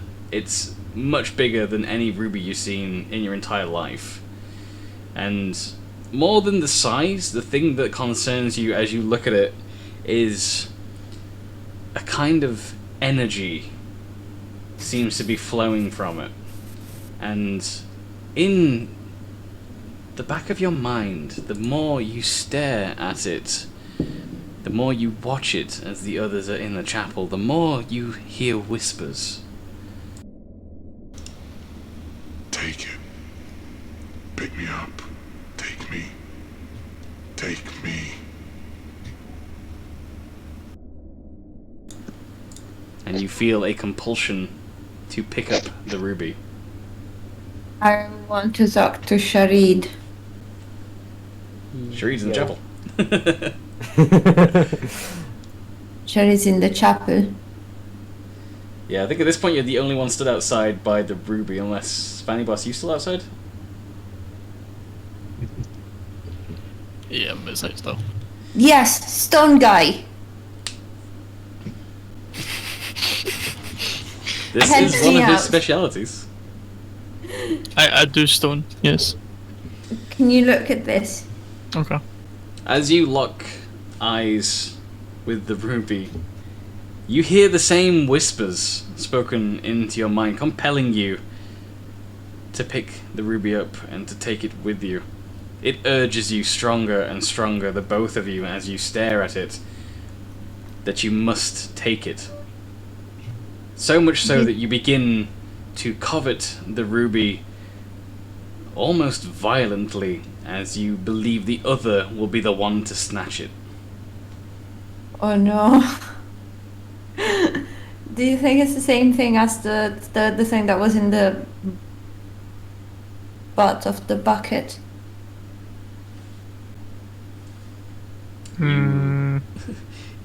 Fanny Boss would not be able to identify it as a soul stone.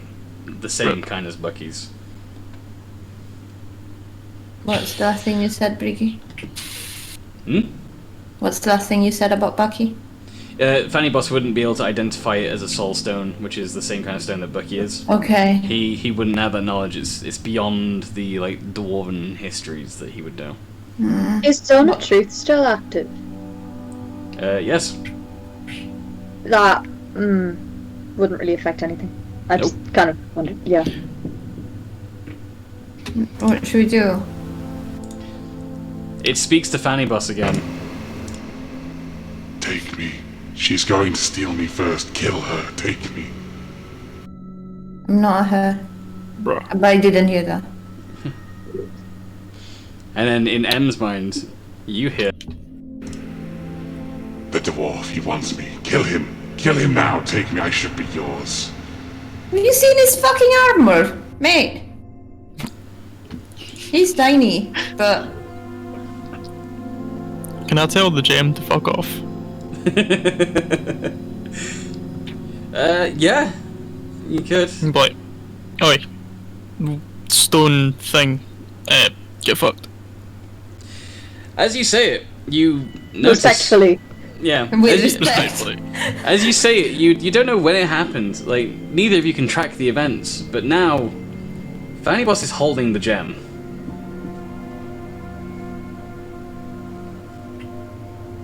Why did you take it? Okay. When did you take it? Did it teleport? You believe Fanny Boss took the gem. You took the gem. Why would you take the gem? My precious. Should we start a journey to get to like a volcano or something? And this, because we're tiny and we've got friends.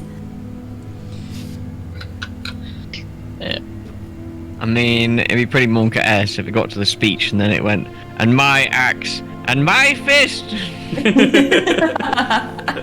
It'd be like on my floor.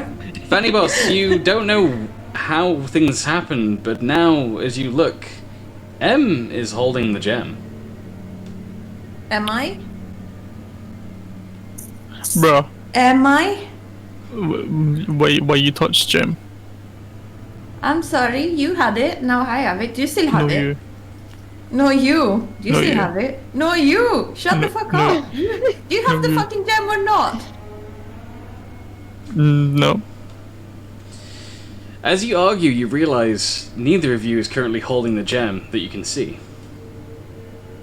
But you both believe the other to be in possession of it. While they're yelling at each other, do we notice any commotion from inside the chapel? But at this point now, in the argument, you would notice from inside the chapel that the two of them have gotten louder as they argue. Neither one of them can be seen holding the gem, though M and Fanny Boss believe the other to currently have possession of the gem. Can I walk outside and check? You walk outside and you just see the two of them arguing about a gem, although you can't see either of them holding the gem. You can't see the gem anymore, although you remember it falling on the floor. He took my gem, Sharid. No. Can I quickly bring them, like pull them away a little bit, and give them both a slap? Yeah, you can do that. It's enough to bring them back to their senses.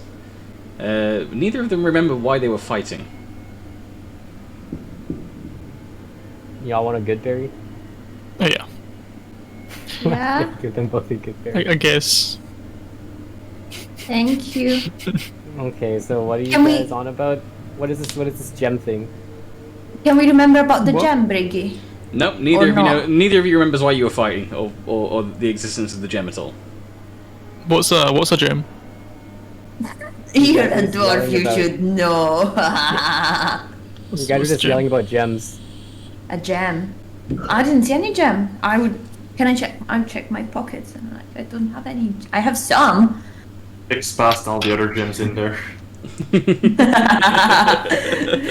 I mean, I do have some gems and I believe I have a tiara. But were we arguing about my tiara? You guys were fighting over a gem. You both thought that the other person had it. No. Yep, this makes no sense to either of them. Nah. I'm gonna go yell for the people inside.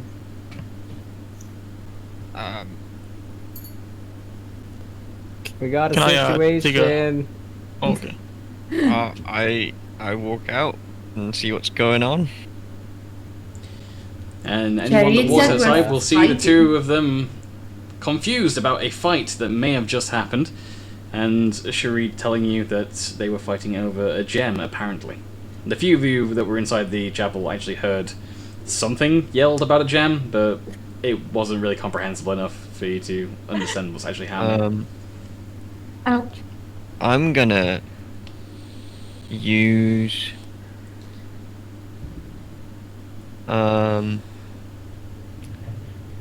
Visage the Astral Self with one key point. So Alright. that, as well as the vision things as well, it also gives me an advantage on insight and intimidation checks. how helpful that's going to be in the situation, but it might help. Who can you see? Whereabouts do you like sort of stood in this whole situation now? Just in the doors of the chapel? I literally just stepped out, started walking down towards them, and now I've used that, so I've got 120 foot of both, normal, like really good vision, basically. So Funny Boss and M look away from each other now as they were fighting over this gem, and now they've forgotten about this gem and what they were fighting about. Shareed turns to look at Gershaw as M and Fanny Boss look at Gershaw. Gershaw, you look down and you notice in your hand you are holding a red gem.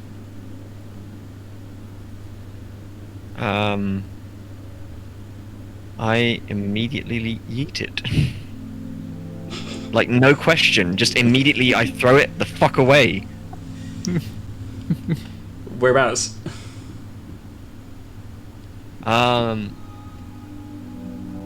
I throw it directly down whilst I look up.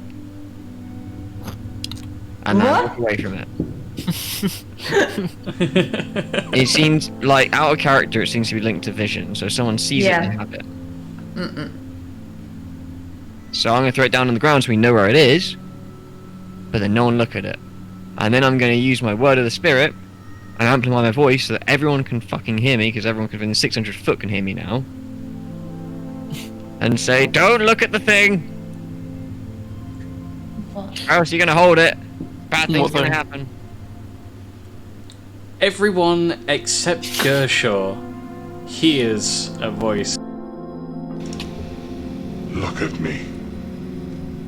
Look upon my glory. And I each of start you, to, like, apart from kick down Gershaw, feels where the- compelled to look towards where Gershaw is kicking. I laugh and say, "What is this necromancy light?" And I don't look at it. I hope. Right, I'm just gonna... I kick the stone down into the ground, and that's my attempt. That's what I want to do. I want to, like, kick it down to the point where, like, it's buried. Because I thrown it hard enough that it should have, like, had an indent in the ground. You are in full view of everyone, including through the double doors of the chapel at this point, which are open. And yeah, you kick it into the ground. And then I'm gonna kick dirt over it so no one can see it. Okay, you kick dirt as best you How is can it? without looking. Period. Does anybody so- look? Trying not to. I don't like this. Does anybody look where Gershaw's kicking? I'm gonna need a definitive yes or no from each of you. And I didn't really pay attention to all of this. I've only just kind of come outside, so So would Yeah. Caporius have looked? yes. Caporius, you Let's look take- down to where Gershaw's kicking, and you see nothing. It's It just should be in kicking the the floor. ground. Right? You- You see Gershaw kicking dirt.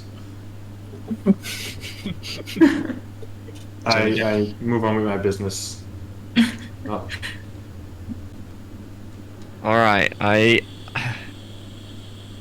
undo my visage to ensure that I don't, like, scan around and accidentally grab the fucking gem, because that's what happened, right? Like, it's like I got a scan hit, like, on, like, Doom, like the original Doom. They look at you and you get hit. Alright. So what do you guys want to do now? I feel like that's... I'm That's done. gonna take some amber and some leaves and I'm gonna make a rolly. And then I'm gonna do the same thing again, more amber, more leaves, and I'm gonna make another rolly and I'm gonna give that to Fanny Boss and said, I'm sorry we had an argument, I like you because you're tiny. But I don't think we had an argument, but they said we had an argument, so I went, peace. Okay. Take Well, a you're still rolly. holding the shiny stone. Is he holding the gemstone again? No, Nope. the other one, the first one. Oh, I don't The care white about one. the first one. I mean, I've got the other gemstone as far as I'm aware. Yeah, looking around, you don't see anyone holding the ruby. None of you do. Okay. Okay. Does he accept my rolly though? My peace offering. Okay, good. Yeah, and I'd kind of nibble on it though. Can I just call and ask everyone to do like a quick check of their own hands and pockets for the ruby? Well, technically, my hand should have been full with the fucking gem. But somehow there's a ruby that went in there, which is why I yeeted that immediately. But Can everyone check their Check hands my again? hands. Check my hands and pockets. No. As each of you check your hands and pockets, none of you come across a ruby. Jorn? Jorn is in the middle of his short rest. Well, not middle, the beginnings of his short rest. He is taking a nap in the chapel. Right. Guys, do you know what I think we should do? I think we should wait until sunrise. I think it's safe enough that we can rest here. I think we've killed everything that we can. We even killed the obelisk. We want to make sure we don't miss our ride, though. That's my only worry. We A don't short know rest can exactly be as when. short as an hour. You can short rest before sunrise. Right, okay. Yeah. Never mind that. I don't think we want to leave that thing in the floor. What if something else grabs it and we have to deal with a resurrected Dom again? Well, I think if one of us sees it, then we're gonna become him. Is there any way that we can destroy it without looking at it? Or to like put it inside of a container or something like that? Scoop up the dirt without looking at it? Cannot find it. All attempts and plans to deal with this ruby and destroy it in some way, shape, or form that you try before you begin your short rest, none of it works, as you cannot find the ruby at all. Oh shit. Simple. It's as simple as this. He comes back, we kill him again. Yeah. We can do that. That's not my problem anymore. I'm gonna sit on the floor and light up my roll. Just enjoy the roll. So you guys can take a short rest and do all the short rest things that your character would need to do, which saves you from being on the lowest of low HPs. Are we gonna be able to do a long rest at any point soon? More than likely, you'll have a chance to long rest once you return to the mainland. Okay, cool. I'm gonna short rest and use the rest of my fucking hit die then, because I'm not risking it any further. That's fair. So go ahead and take yourselves a short rest. A lot of died last time, and they were all the wrong ones. Well, I've got 5d8 plus 10 at this point. So... And when you finish taking your short rest, it will be sunrise. 31. So we make our way towards Bucks. Oh, Get out of shit. this place. Honestly, I got nothing else planned, so like you guys don't really have to worry too much about a short rest. You can have a long rest when you get back to the mainland. Oh, okay. If that's the case, right? Are we on the way back to the mainland now? Like, is it? Assuming you guys want, I mean, if it plays out with you guys actually going back to the mainland and choosing to do that, then yes, you will make it back and you'll be able to do a long rest. Okay. If you choose to do some other bullshit, then I can't say, which is why I offered a short rest now, in case other bullshit intervenes. Alright, yeah, if that's the case, my vote is we go back to the mainland. That's mine. Does anyone actually want to do anything? Because we've got a lot of things to deal with, but it seems to be all back that way rather than anything here. I'm planning on taking Aural's body with me to bury him somewhere far away from Crowhome. Can I check his body first for any signs of the gem? Yeah, you check his body and find no signs of the gem. That was actually really smart. Jeez, that would have been bad. He should be safe for 7 days at least. This DM knows better than to fuck with Oral at this point. That would just be mean. Yeah, I wanna tell the party about my master plan as we take the boat back to the mainland.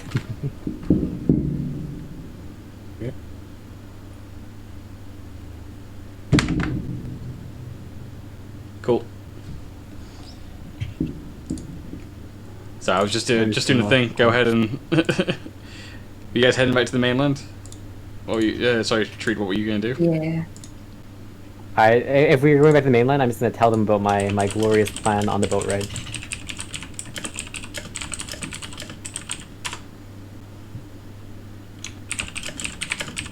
Okay.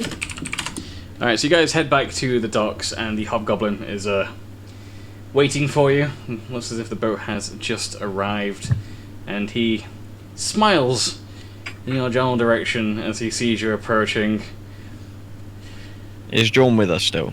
John is walking with you and assisting in carrying or transporting Earl's remains to the docks as well. He's regained gained enough health and healed enough himself that he can move quite happily without support right now. So he's starting to resemble his old self.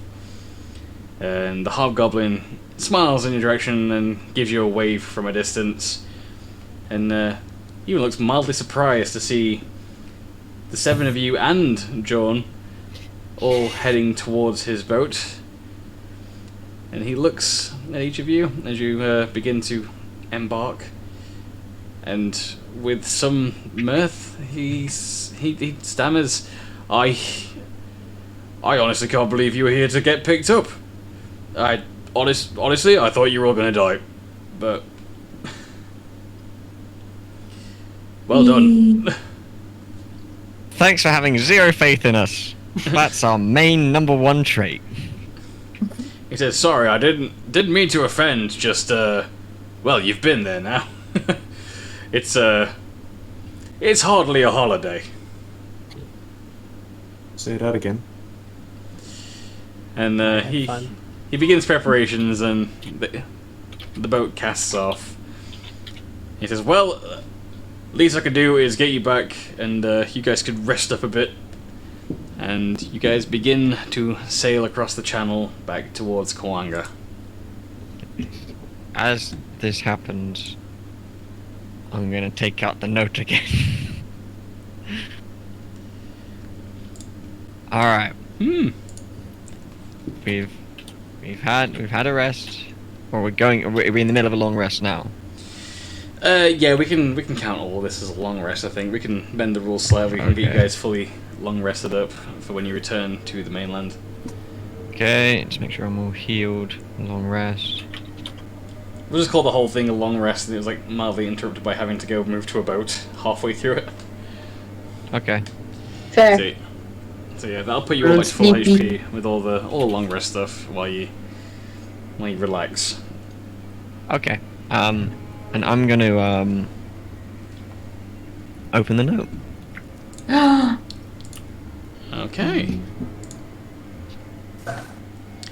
And bear with me as I write this out for you, so you can decide how much, or if any, you actually tell to everybody else.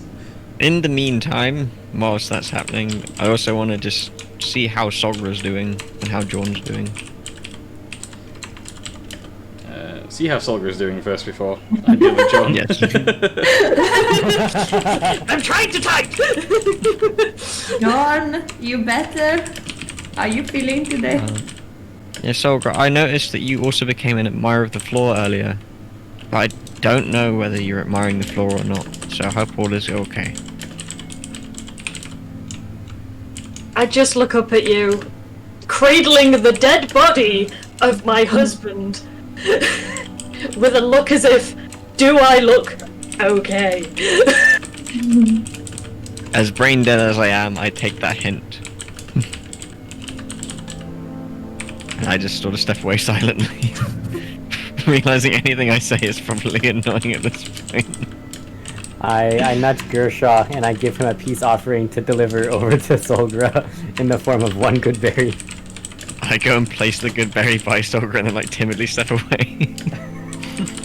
I'm gonna go sit next to Solgra for a second and make a rolly, so get all the ambers and the leaves and make a rolly for Solgra and say, I don't know if you want it. And I also open the bag and just like give a peek of maybe something that Solgra might recognize as a package, and like then I nod. Solgra is confused, so Solgra will receive DMs. And a rolly. You can smoke it or not, that's up to you. It's the thought that counts. What?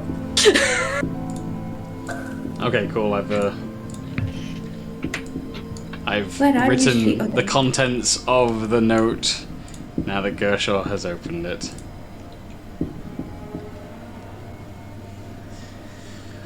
Gershaw reads over the note.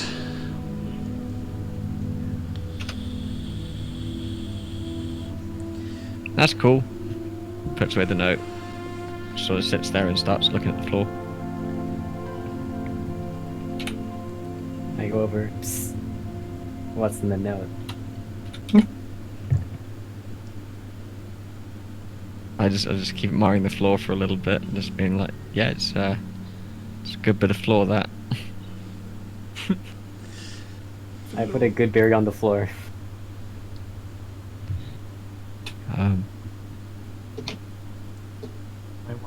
Approach Gershaw again and ask again how we, or well, ask for the first time I suppose, how we knew to break the pillar obelisk.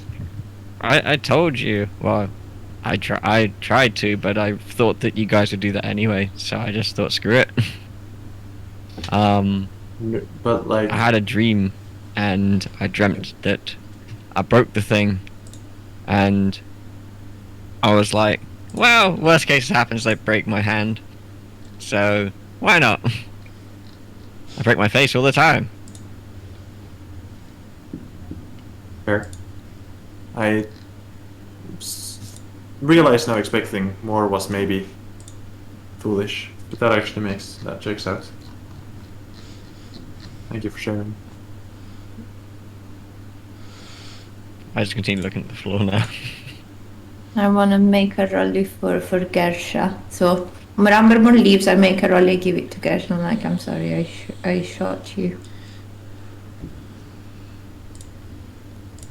Gershaw probably doesn't know that you actually managed to hit him because the damage recoiled onto you instead. Gershaw took no damage from that. I take my rolly back and I smoke it.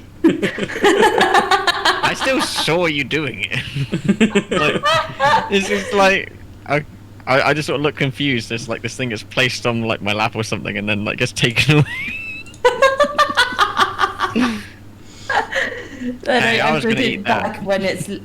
Oh, then no. Okay, no, never mind. I can go and pick it up and just light the wrong end of it. After a while, eventually, you spot in the distance, drawing ever closer, the village of Kawanga.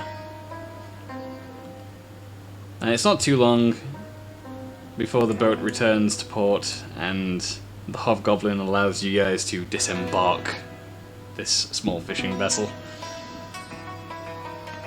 John assists Solgra with carrying the remains of Earl off the boat. And he looks at Solgra and sadly and somberly he asks, where were you planning to bury him?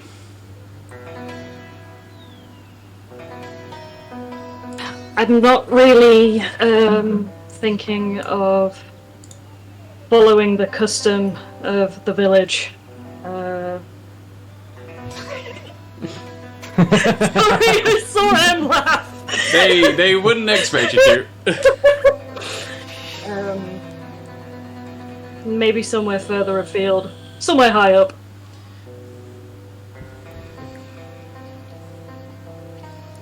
Somewhere where we won't be disturbed. So John assists you in finding a spot where you can bury Earl and create a cairn, and assists in collecting rocks. He keeps giving side glances at the rest of the party without saying anything, as if to insinuate they should likely help. I go and help. I go and help. I'll go and help. What are we helping for? Sorry. The grave for Earl. Oh yes, I try and help with tiny rocks because I can't carry big rocks. I'll join in, because rocks. And before long, everyone in the Sneven and John is helping to dig and construct this grave and create a cairn. It's Sogra, just tell me where we're picking a place so I don't describe somewhere that you're not happy with. I was going to say on a hill overlooking the ocean. That's pretty good for me. There you go. So, it doesn't take too long, and eventually the work is done as you lay Earl to rest, finally at peace. In the early Top morning it off. sun, as it rises over the water, Solgra, you see a ghostly vision as the rest of the Sneven walk away and leave you at Earl's grave. Appearing before you is a spectral form of Earl himself, as he leans in a ghostly hug and whispers to you, "Thank you, I am finally free." And with that he dissipates and becomes one with the wind. To where he was, and just very quietly say to myself, "May the Watcher guide your path." And all is well. Though, not long as you begin to leave the cairn, both yourself and Corporeus hear a voice. You will never be truly rid of me. And that is where we're going to end this week's session. Bruh. Bruh. Bruh. Bruh. Bruh, indeed. Bruh. Bruh. Big bruh.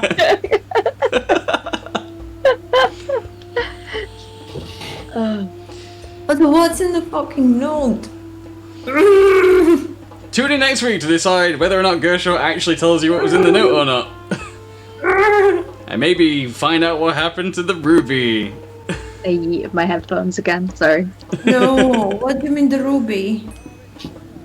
Oh, that was stressful. Someone has the ruby. Oof. One of you has the ruby. Does the Does that person, person know? That Yeah. person knows they have the ruby. Ooh. That person knows Corporeus. as of about 15 minutes ago. Does that person know they know? They will do. They will do post-session. That person will be informed. Oh. Was it So, on? oh, we don't know. Oh, no one knows yet. No, Okay. no. One of you has it, but you don't know who. Exciting. As Does Marto the says in person chat, know? you don't think it was gone that easy, right? I mean, I threw it at the floor. The floor always helps me. This time, the floor has failed you. Although that will tie up Chapter 1 of the Ebon Death as we continue next week, no break, into Chapter 2 as we begin some new storylines now that we've wrapped up Solgra's first major story. And I can torture someone else next time. But I hope everyone playing thought that was a good start to this campaign with the first 20 episodes, and I hope everyone watching was enjoying the storyline up till now. But yeah, I would definitely consider that to be an end to Chapter 1. Although I imagine there's going to be at least 7 chapters to this story, if only for meme potential, if not narrative sense. So there's many more storylines coming up.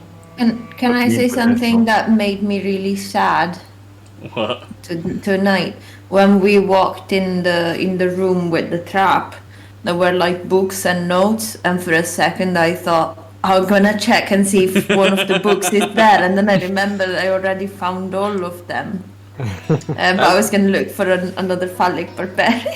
That storyline still hasn't been wrapped up yet. That still needs to be completed. I was so like excited to look for the books. I saw something and I was like, oh, I'm gonna check the books. And then I remembered I had all of them. Maybe DLC books, says Bragg. Yes, they will be microtransaction books. And Martas, let's hope there's 69 chapters. Oh, that's not a bad idea. I mean, there'll be at least 69 episodes. That's going to be a fun one. 420 pages. Yes. But that's going to do it for this week's session. So we can start up this new storyline next week and continue some of the ones that haven't been quite finished off yet. And what is at Lake Angor? None of us know. Beach party. I can only wonder. Session 21. Beach What is party. at Lake Angor? I guess we'll have to like. Cans. So I guess at some point we'll have to visit Lake Angor and find out what's there. I don't know. Maybe. I just heard someone talking about it recently. So. Rave. And with that, let's say thank you to all of our fantastic players tonight. First of all, being third fret capo playing Caporius Carolon, the Dragonborn Monklock, who keeps hearing strange voices in his head, sometimes useful, sometimes inane. Caporius! Did you get my Tamagotchi? I heard the Warlock's dead. I did, but you didn't ask, so. Oh, too bad, so sad.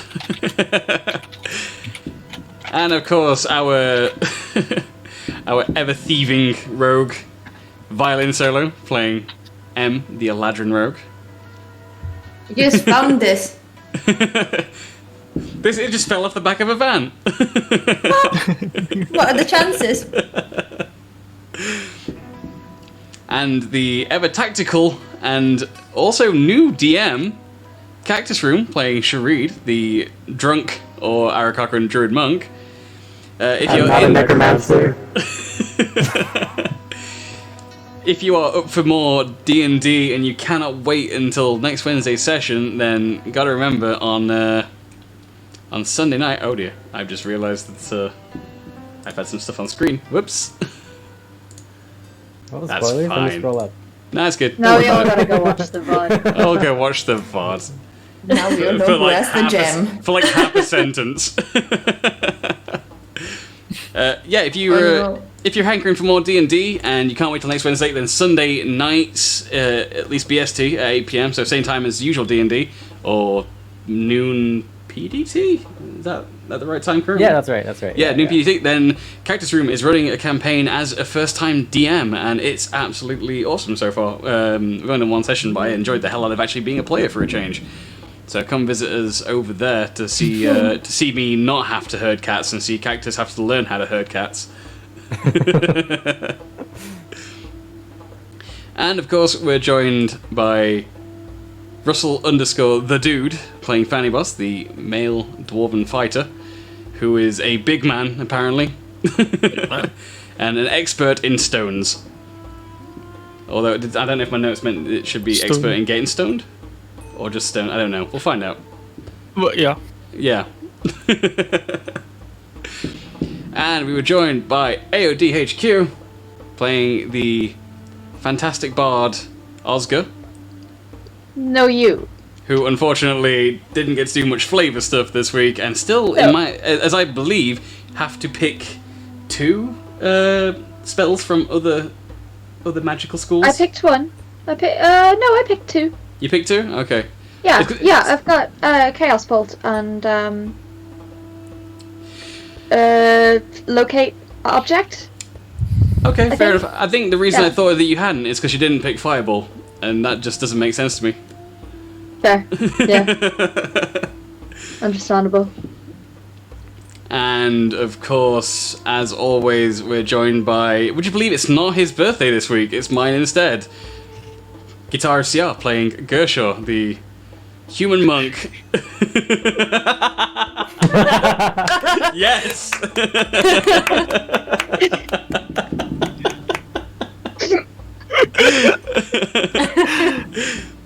Thank you. That was brilliant. And finally, the star of this chapter, Shlee Fiddy playing Solgra, and I'm about to change this over because I've also included some of Shlee's art on this this next panel, one of which has not been seen yet, which is the art of Earl and Solgra. So, yeah, Yes. Shlee Fiddy, with some bits of art up there. And also, in case people couldn't see it very well on stream, I've actually made a separate screen, so we're going to move over to that, which is just called Art, for a better look at Earl and Solgar, and also the Warlock Dolmaris. And that is some awesome art. This cactus, I swear to fucking God. Yeah, I'm not saying anything. I'm thinking it, but I'm not saying it. Yeah, but you critiqued both of them. They're not critiques, they're just jokes. They're both super cool. And that is everything this week. So I have been the man occasionally known as Geeks Codex, your dungeon master for the Ebon Death. And we will all see you this time next week for session 21. What's going to happen? I don't even know. It's an open world. I honestly can't predict these guys, so what am I even going to prepare for? You tell me. I have no idea. Although I feel like meme-worthy, I need to prepare for Lake Angor because I can't stop it. It's just going to have to happen one day, isn't it? So I should probably episode. Beach episode. I think we're ready for a beach episode after 20 sessions. So maybe next week will be the beach episode. But until make then, sure you prepare some Plesiosaurus stat blocks. I already We know. will drop hints about going to the lake all week and then not go. I already know. I've known for like 10 weeks that what Lake Angor is about ever since M first said, let's just go to the lake instead. I was like, okay, I've got a plan for this, so that's planned. We should make it like an in-joke that we nothing just- but the lake. Are you guys like going for like a ski resort? I heard that Gith Yankee have a really nice mountain. Oh, cool. We should totally do that. Actually, I'd be down for a visit to Grimlock. I could see that being fun. I mean, there's all kinds of stuff you guys can do now that you've finished off this particular storyline, and so many more things that have not been answered yet. And so much Well, more. if I wanted to go home, can we all go to the Feywild next week? Maybe. We will see. It's like Anyway. at the chest, Up there. I guess. I feel like there are a lot of places without names.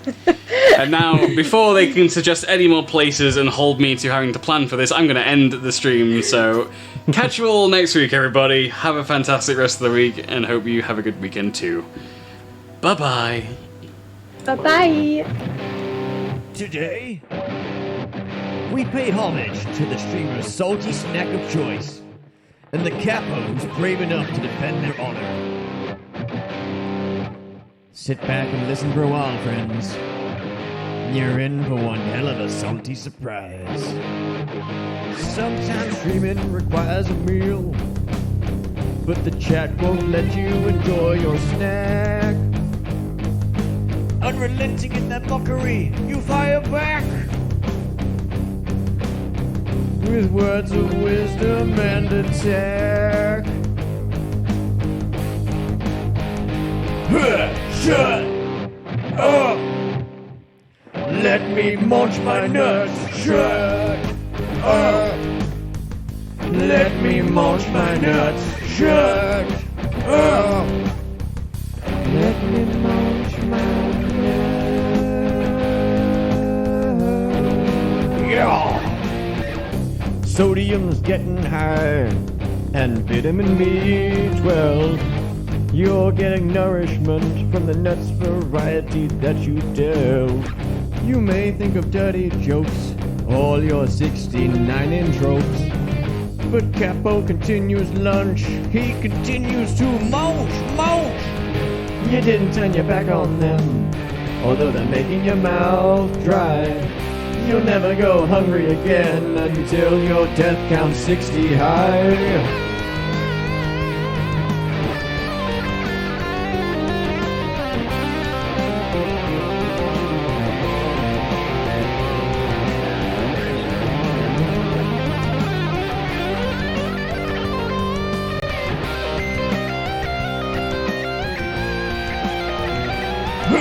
Shut up! Let me munch my nuts. Shut up!